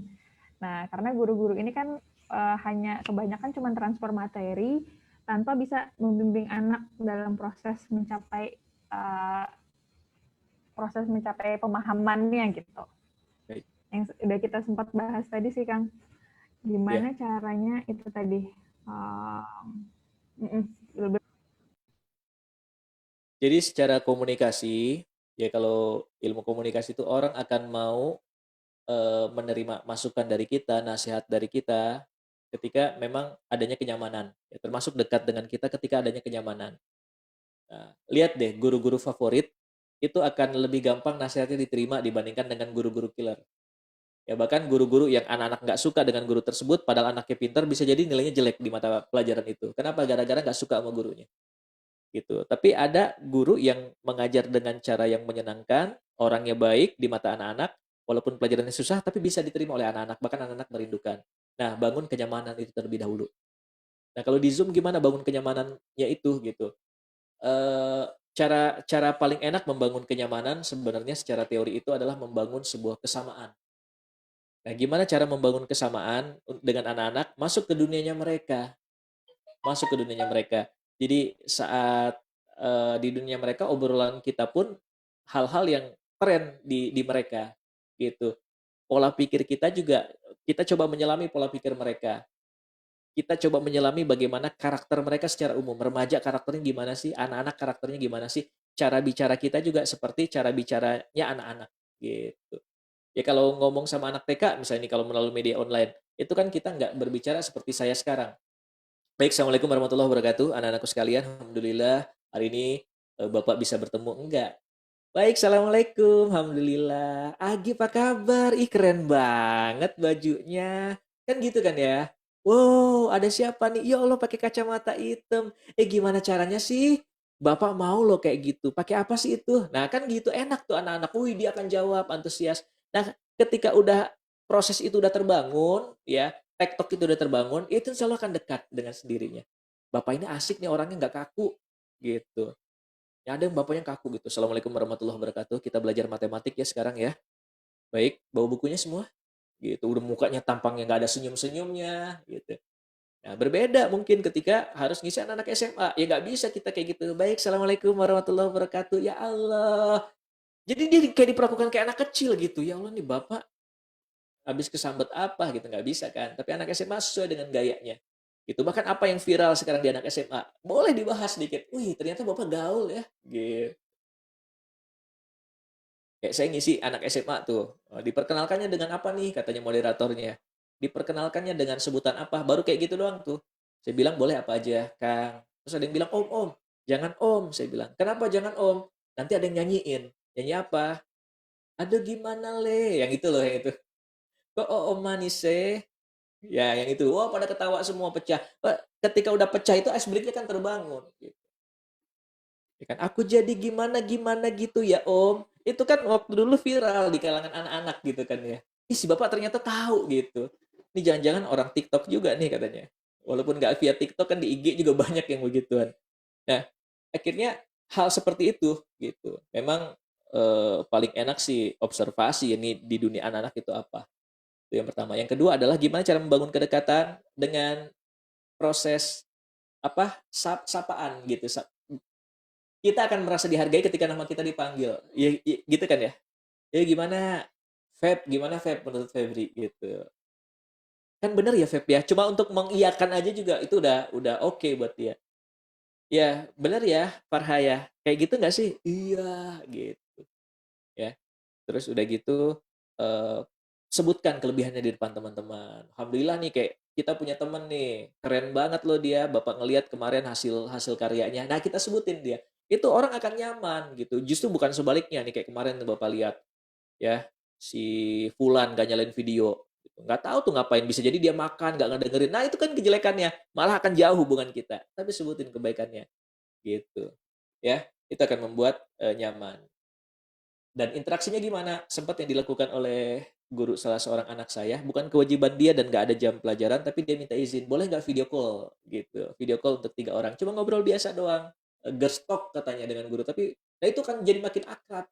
Ih ternyata enaknya dengan Bu ini kata anak saya. Kenapa enak? Ya aku tadi di video call ngobrol, ada ngobrol pribadi perempuan gitulah katanya. Wah asik dong, iya asik. Nah guru bergantian tuh ya bergantian tuh siswanya ada 20 ya bergantian dibagi dipecah 4 4 4 berarti selama 5 hari dia nelfon grup-grupnya cuma untuk ngobrol biasa doang gimana kesulitan nggak tugas yang tadi ada yang bisa ibu bantu nggak kalau nggak ngerti kita ngobrolin di sini yuk nah, tapi di luar kelas memang gitu dan itu luar biasa saya bilang makanya pahala guru tuh aduh saya nggak kebayang nih apalagi di masa-masa seperti ini banyak guru-guru yang belajar kita ada pembelajaran kalau di saya itu ada pembelajaran dari Senin sampai dengan Kamis gitu ya. Itu banyak guru-guru yang hadir setiap jam 1 gitu.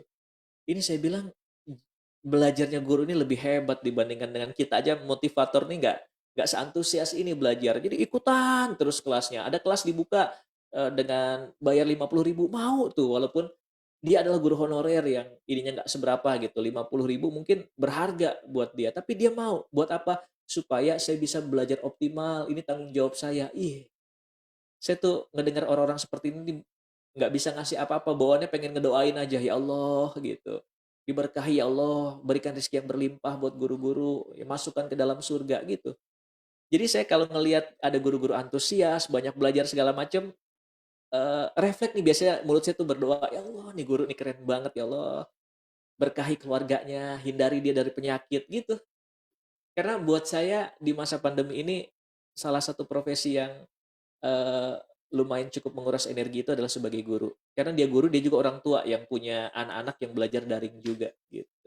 Ya, jadi sekali lagi respect respect banget buat guru-guru yang hadir di sini. Salam hormat buat saya dari saya buat para guru-guru, ya. Terima kasih. Terima kasih Kang untuk jawabannya.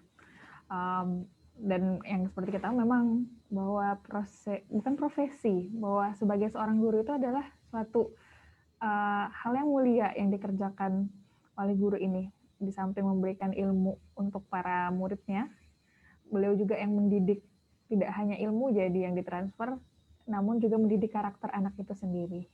Gitu Kang ya. Ya. Oke. Ini kemudian Kang, sudah lumayan banyak yang masuk nih Kang. Tambah banyak yang masuk. Iya, iya, iya. Oke. Jadi gini, ada dari Pak Aziz Radianto dari di Facebook bertanya, anak beliau sudah berumur 9 tahun. Nah, sukanya nonton video tentang pesawat dan sejenisnya. Nah, namun Pak Aziz sebagai orang tua tetap membatasi. Nah, kira-kira sebagai orang tua, sikap seperti apa sih yang harus dilakukan oleh Pak Aziz ini? Ya, Tetap nonton dibatasin atau gimana? nonton video tentang pesawat sesekali nggak ada masalah ya, gitu. Kalau aturan mainnya memang seperti itu. Karena kalau memang aturan main nonton hari Ahad, ya hari Ahad aja, gitu. Nah, yang harusnya kita eksplorasi adalah kenapa dia suka pesawat. Jangan-jangan dia punya mimpi tentang pesawat. Nah, itulah yang kita fasilitasi, gitu. Contohnya, bukan cuma nonton tentang pesawatnya, gitu, tapi bagaimana berkarya dengan pesawatnya tersebut. Misalnya kan ada cara membuat Sukhoi dengan origami, gitu. Ya ada tuh caranya gimana, gitu kan. Nonton YouTube-nya, nonton bareng-bareng, yuk kita buat bareng-bareng. Ini bagus nggak nih? Dia sukanya pesawat apa? Pesawat tempur, kita lihat. Bahkan kalaupun mau beliin oleh-oleh terkait dengan pesawat, beliin buku-buku bacaan terkait dengan pesawat, gambar dan segala macamnya terkait dengan pesawat, gitu. Kalau lagi nggak pandemi sebenarnya ajak ke bandara, bukan ke bandara ya ke tempat ya pangkalan pesawat gitu untuk melihat secara langsung. Ini loh yang namanya pesawat, Nak, gitu. Nah, sebagai orang tua justru kita memfasilitasi anak dan menuntun jalannya menuju ke sana. Udah keren sih kalau umur 9 tahun udah kelihatan minatnya ke arah mana gitu kan. Oh, teknologi terkait dengan pesawat. Ya kita doain lah ada pengganti Eyang Habibie insya Allah. Amin ya. Amin, amin, amin. Nah, jadi kalau saran saya aturan yang sudah dibuat itu tidak dilanggar, tapi silakan kita dampingi dia nonton hal-hal yang sifatnya pesawat tadi di hari yang sudah disepakati, di jam yang sudah disepakati. Gitu aja sih. Nah, kalaupun mau eksplorasi lebih nanti boleh kita carikan. Bahkan kita bantu untuk mencarikan videonya. Video yang cocok buat pertama apa dia suka pesawat. Emang kerennya apa sih pesawat menurut kamu? Emang kamu cita-citanya mau jadi apa? Wah, aku pengen jadi pilot. Oh, yuk kita doain sama-sama. Abi coba dampingin kamu kelak kamu jadi pilot yang keren gitu. Gitu Mbak. Baik, baik, baik. Siap, Kang. Jadi lebih kayak di samping kita sebagai orang tua dan guru juga mencoba untuk memahami karakter anak, itu tadi untuk pendekatan belajar dan motivasi, juga kita mungkin lebih sering memperhatikan kira-kira bakat anaknya apa sih gitu Kang ya. Apalagi di era pandemi kan udah sama-sama di rumah hampir kalau Yes. masih ada yang WFH 24 jam 7 hari seminggu gitu kan. Betul, betul. Harusnya sih lebih kelihatan ya bakat minat anak-anaknya lebih apa ya, kelihatan sama orang tuanya, terperhatikan. Dan bisa jadi kalau menurut saya bakat-bakat yang dimiliki anak-anak ini selama pandemi ibaratnya waktu mereka yang biasanya selama ini banyak di sekolah kan lebih banyak di rumah, bisa lebih dieksplor. Misalkan mereka adalah bisa jadi merupakan penghafal Quran yang baik, itu sebenarnya udah kewajiban, cuman bisa lebih dipush. Saya kemarin tuh sempat baca satu artikel bahwa ada seorang perempuan di Palestina dalam waktu masa lockdown di sana 6 bulan dia berhasil menghafal 30 juz. Masya Allah. Masya Allah. Jadi kan benar-benar memanfaatkan kondisi lockdown ini, bukan dengan main game atau segala macam. Jadi dia mengeksplor, oh kalau dia memang ingin fokus ini, ternyata dalam 6 bulan bahkan bisa hafal 30 juz gitu kan. Mungkin untuk hal yang lain, misalkan menulis gitu Kang ya, anaknya bakat menulis bisa disupport untuk jadi seorang penulis nantinya, atau misalkan dia bakatnya adalah suka hewan, misalkan bisa jadi dokter hewan, mulai didorong gitu. Dan lebih banyak eksplor dan penelitian gitu. Oke Kang, kita masih punya sedikit waktu lagi mungkin untuk beberapa pertanyaan Kang ya. Siap. Cuman ini saya lihat ada yang raise hand di Zoom, Bapak atau Ibu Luki Syamsiah, ada atau mungkin ada yang ingin ditanyakan yang raise hand di Zoom? Boleh yang raise hand dulu tuh. Dari tadi atau saya lihat raise hand atau kepencet. Kalau belum itu mungkin kita ke pertanyaan berikutnya aja Kang. Ini sebentar. Oke. Ada dua lagi sih Kang, ini dari Facebook. Dari Ibu Wafi Rotin dari Banjar, Kalimantan Selatan. Ini gimana Bu kondisinya di sana Ibu Wafi Rotin ya kira-kira? Kena banjir juga enggak nih? Pertanyaan dari Bu Wafi Rotin adalah bagaimana cara mengeluarkan mindset negatif dari dalam diri anak? Jadi agar kita bisa mengisi dengan mindset yang positif. Itu gimana Kang? Ya. Baik, nasihat kepada anak itu akan berat ya. Ini kalau kita ngomong masalah nasihat ya kan kita ingin mengisi mindset positif. Nasihat dan narasi kepada anak itu akan tertolak ketika nasihat yang diberikan tuh terlalu overload. Overload tuh gini, ini ada botol.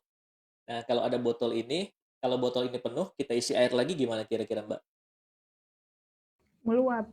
Nah, luap ya, tumpah ya. Maka nasihat tersebut juga meluap. Nah, caranya adalah kita harus keluarkan dulu. Ya tadi itu, kita harus mengeluarkan dulu mindset negatifnya, gitu kan ya. Baru mindset positif ini bisa kita ini kan. Gimana cara ngeluarinnya? Cara mengeluarkan mindset negatif itu adalah dengan ngobrol. Ngobrol aja sama anak-anak. Jadi, kita kelihatan emosinya, kita kelihatan tuh, banyak orang tua yang justru kalau dia berbicara sama anaknya tuh lebih cenderung searah. Pokoknya menurut mama gini gini gini gini gini sehingga anak tertekan gitu kan, aku juga nggak didengerin. Nah, harusnya apalagi anak sudah beranjak dewasa dan remaja, itu anak juga butuh didengar, anak juga butuh mengekspresikan perasaannya. Nah, itulah yang akan membuat botol ini sedikit demi sedikit kosong. Ngobrol aja, cerita sama anak gitu kan. Kita menjadi pendengar gitu kan. Ketika ada sesuatu yang salah, coba kita perbaiki. Perbaikinya dengan cara bertanya, emang boleh kayak gitu? Ya aku tadi nonton ini kayak gini. Oh gitu. Eh, emang kalau nonton seperti itu, yang kamu tonton itu udah jelas benar. Siapa sih yang udah jelas-jelas benar? Nah, kan itu kan dialog. Yang jelas-jelas benar mah ya Allah sama Rasulnya, bisa kata anak. Nah itu. Nah Rasul emang pernah nyontoin kayak gitu? Ya enggak sih gitu. Boleh enggak nih Abi cerita ya cerita tentang tentang ini gitu loh. Jadi ketika pun kita cerita ingin nasihat bahasanya boleh nggak kita cerita? Boleh nggak jadi kita minta izin ketika diizinkan secara secara bawah sadar iya boleh secara bawah sadar eh, apa ya di sini critical areanya itu critical faktornya itu terbuka sehingga nasihat kita bisa jadi langsung masuk ke dalam pikirannya gitu. Jadi dibandingkan dengan nah sih nak nih pokoknya kamu gini-gini. Kita ingin mengubah mindset dia yang menggampangkan sesuatu langsung kita panggil nak sini nak nih kamu ini udah cenderung lalai dengan sesuatu itu nggak diterima gitu kayak terima aja ngobrol emang kenapa kesulitannya jadi kita menasehati anak dengan cara mengeksplorasi anak melalui pertanyaan-pertanyaan bisa jadi pertanyaan kita lah yang suatu saat tuh menyadarkan dia oh iya nggak bagus ya kayak gini gitu emang kalau dari sekarang kamu santai-santai gini nyaman nyaman aku jadi nggak banyak tugas oke tapi ketika nyantai-nyantai gini nggak belajar ada apa yang kamu dapatkan bayangkan kalau sampai 5 tahun yang akan datang bayangkan nah gitu loh jadi anak tuh mulai berpikir nah sebenarnya usia 10 12 tahun tuh udah bisa tuh diajak kayak gitu tapi pada batas-batas kemampuan dia berpikir seperti apa gitu ya jadi bukan diambil secara paksa dan kita paksakan mental malah ini kan udah keisi nih mindsetnya apalagi udah mendarah daging lah ibaratnya kita paksakan sesuatu yang baru mental gitu apalagi kita memaksakan dengan cara yang nggak diterima oleh anak gitu ya sampaikan pada saat anak tersebut nyaman nyaman tuh lagi asik gimana caranya ya kan kalau saya biasa di perjalanan ngobrol-ngobrol jadi ngobrol santai aja sama anak lagi nyetir mobil ngobrol berdua gitu kan cari topik pembicaraan yang enak yang kita arahkan ke arah sana biarkan dia bercerita sesekali bukan kita sanggah tapi kita tanggapi ya kita tanggapi dengan hal positif kalau dia ternyata ceritanya tersebut nggak sesuai dengan konsep yang kita harapkan nah kita ajukan lagi pertanyaan gitu kamu dapat dari siapa kayak gitu ya keren aja sih kelihatannya aku ngeliat di Instagram gitu. Instagram siapa? Iya kelihatan di Instagram. Wah temenku nyerita kayak gini. Abis lah. Baru kita luruskan. Emang kira-kira ketika coba kamu pikirin, emang kira-kira dengan begitu ada faedahnya nggak yang didapatkan? Ada apa faedahnya? Nah, nggak apa-apa, jangan jangan disanggah apa faedahnya, gitu. Oh iya, gitu. Jadi dengan sendirinya nanti kalau kita bisa mengeksplorasi anak, dia akan mulai menemukan sebuah kesadaran. Oh iya ternyata enggak ya. Iya benar juga nih yang dikatain Abi. Padahal saya nggak ngatain apa-apa gitu. Akhirnya muncul kesadaran tersebut. Gitu sih. Ya. Disampaikan di suasana yang nyaman dan tidak terlalu berlebihan overload. Orang tuh nggak nyaman juga nasihat overload itu. Betul. Jadi intinya bangun kenyamanan, tetap bangun komunikasi sama anak, Betul. Dan kemudian mendorong untuk tetap berpikir kritis gitu. Seperti itu Ya. Kang ya. Ya. Siap. Oke Kang, ini ada mungkin pertanyaan terakhir Kang ya. Boleh. Oke. Dari Ibu Devi Kurniati. Ini mungkin lebih ke parenting sih kalau saya baca pertanyaan nih Kang. Oh, gitu. Parenting di rumah. Jadi Ibu Devi bertanya bagaimana cara mengatasi mendidik anak yang bertempat tinggal satu rumah itu ada 3 keluarga. Sehingga ketika misalkan orang tuanya punya prinsip cara aturan pola didik yang lebih baik, cuman berbenturan sama pola didik keluarga yang lain gitu. Misalkan dari segi bahasa berkomunikasi, kebiasaan dan lain-lain. Nah, Sepupu jadi misalnya anak ya. jadi misalkan di rumah itu ada 3 kakak gitu, ada keluarga ABC. Nah, anaknya ini terpengaruh misalkan dengan gaya komunikasi yang diterapkan oleh orang tua lain ke anaknya gitu. Sehingga anaknya ini terkontaminasi gitu, Kang. Dan tidak sesuai dengan cara didik yang diinginkan oleh orang tuanya. Itu gimana, Kang? Ya kalau kita punya power untuk bisa mewarnai, bukan mewarnai, mengubah itu, maka lakukan. Tapi kalau nggak bisa, saran saya hijrah. gitu. Jadi saya pernah Rumah sendiri tinggal gitu Kang ya. di lingkungan itu udah rumah sendiri waktu itu sama sama orang tua gitu. Tapi di situ banyak kata-kata kasar gitu kan ya. Mohon maaf, kebun binatang itu keluar. Nah, sementara waktu itu kakak saya nikah dan tinggal di sini. Saya bilang nggak bagus nih kalau tinggal di sini kalau punya anak gitu.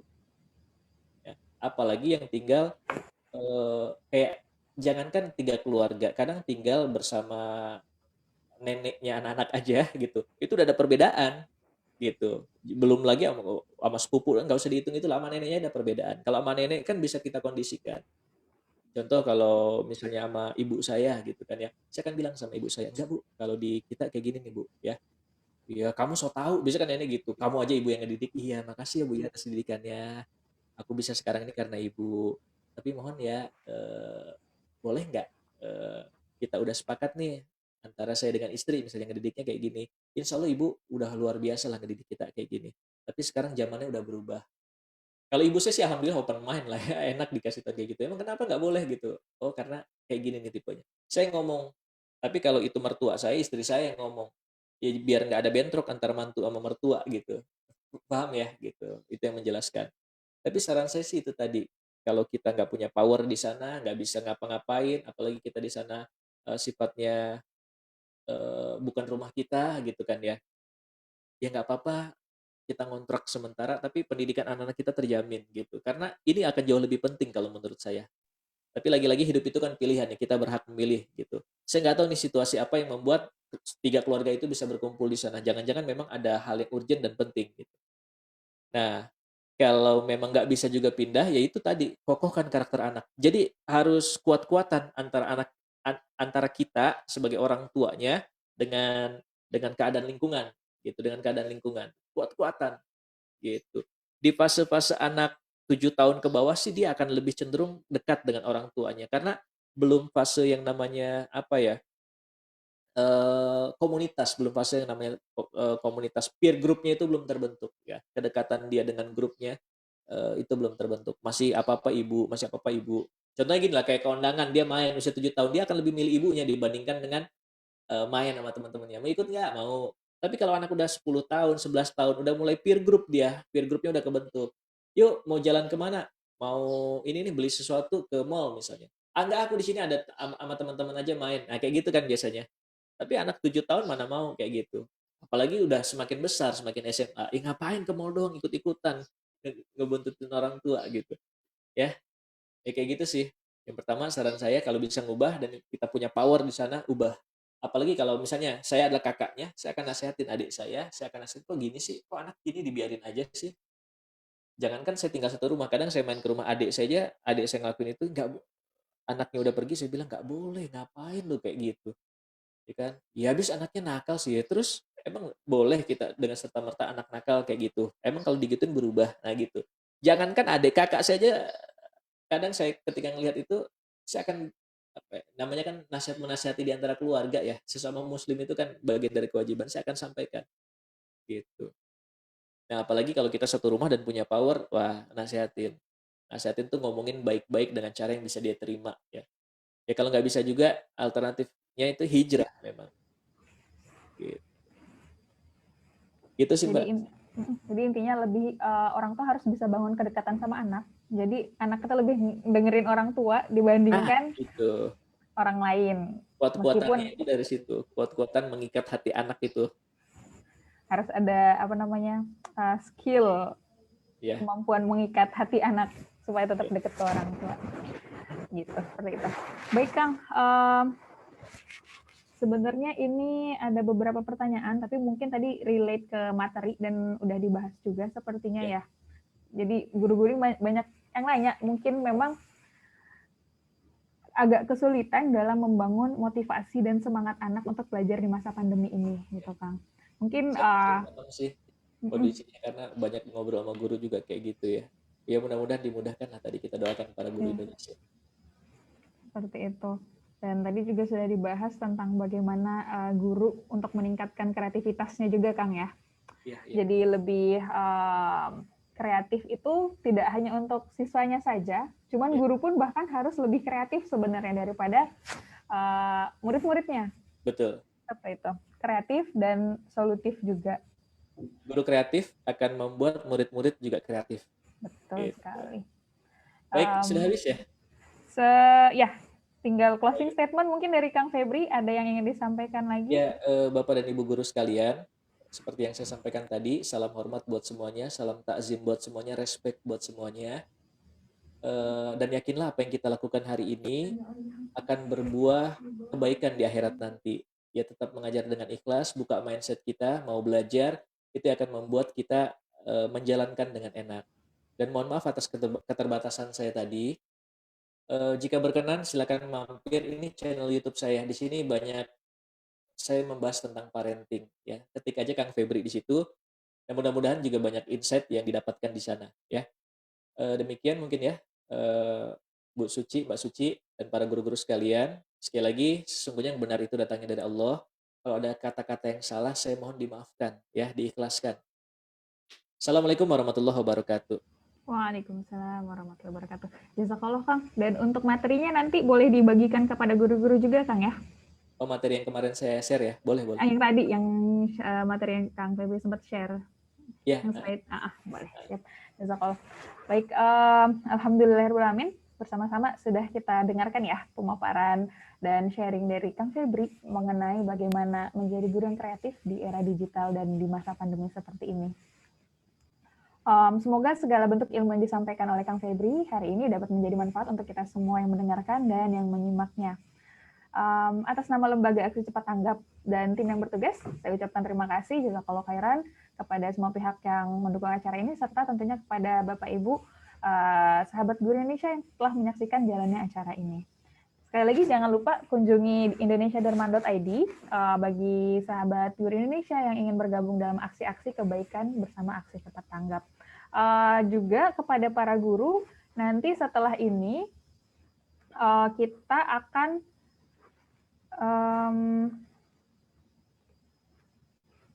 membagikan ada feedback form ya Bapak Ibu dan post test juga. Mohon diisi. Dan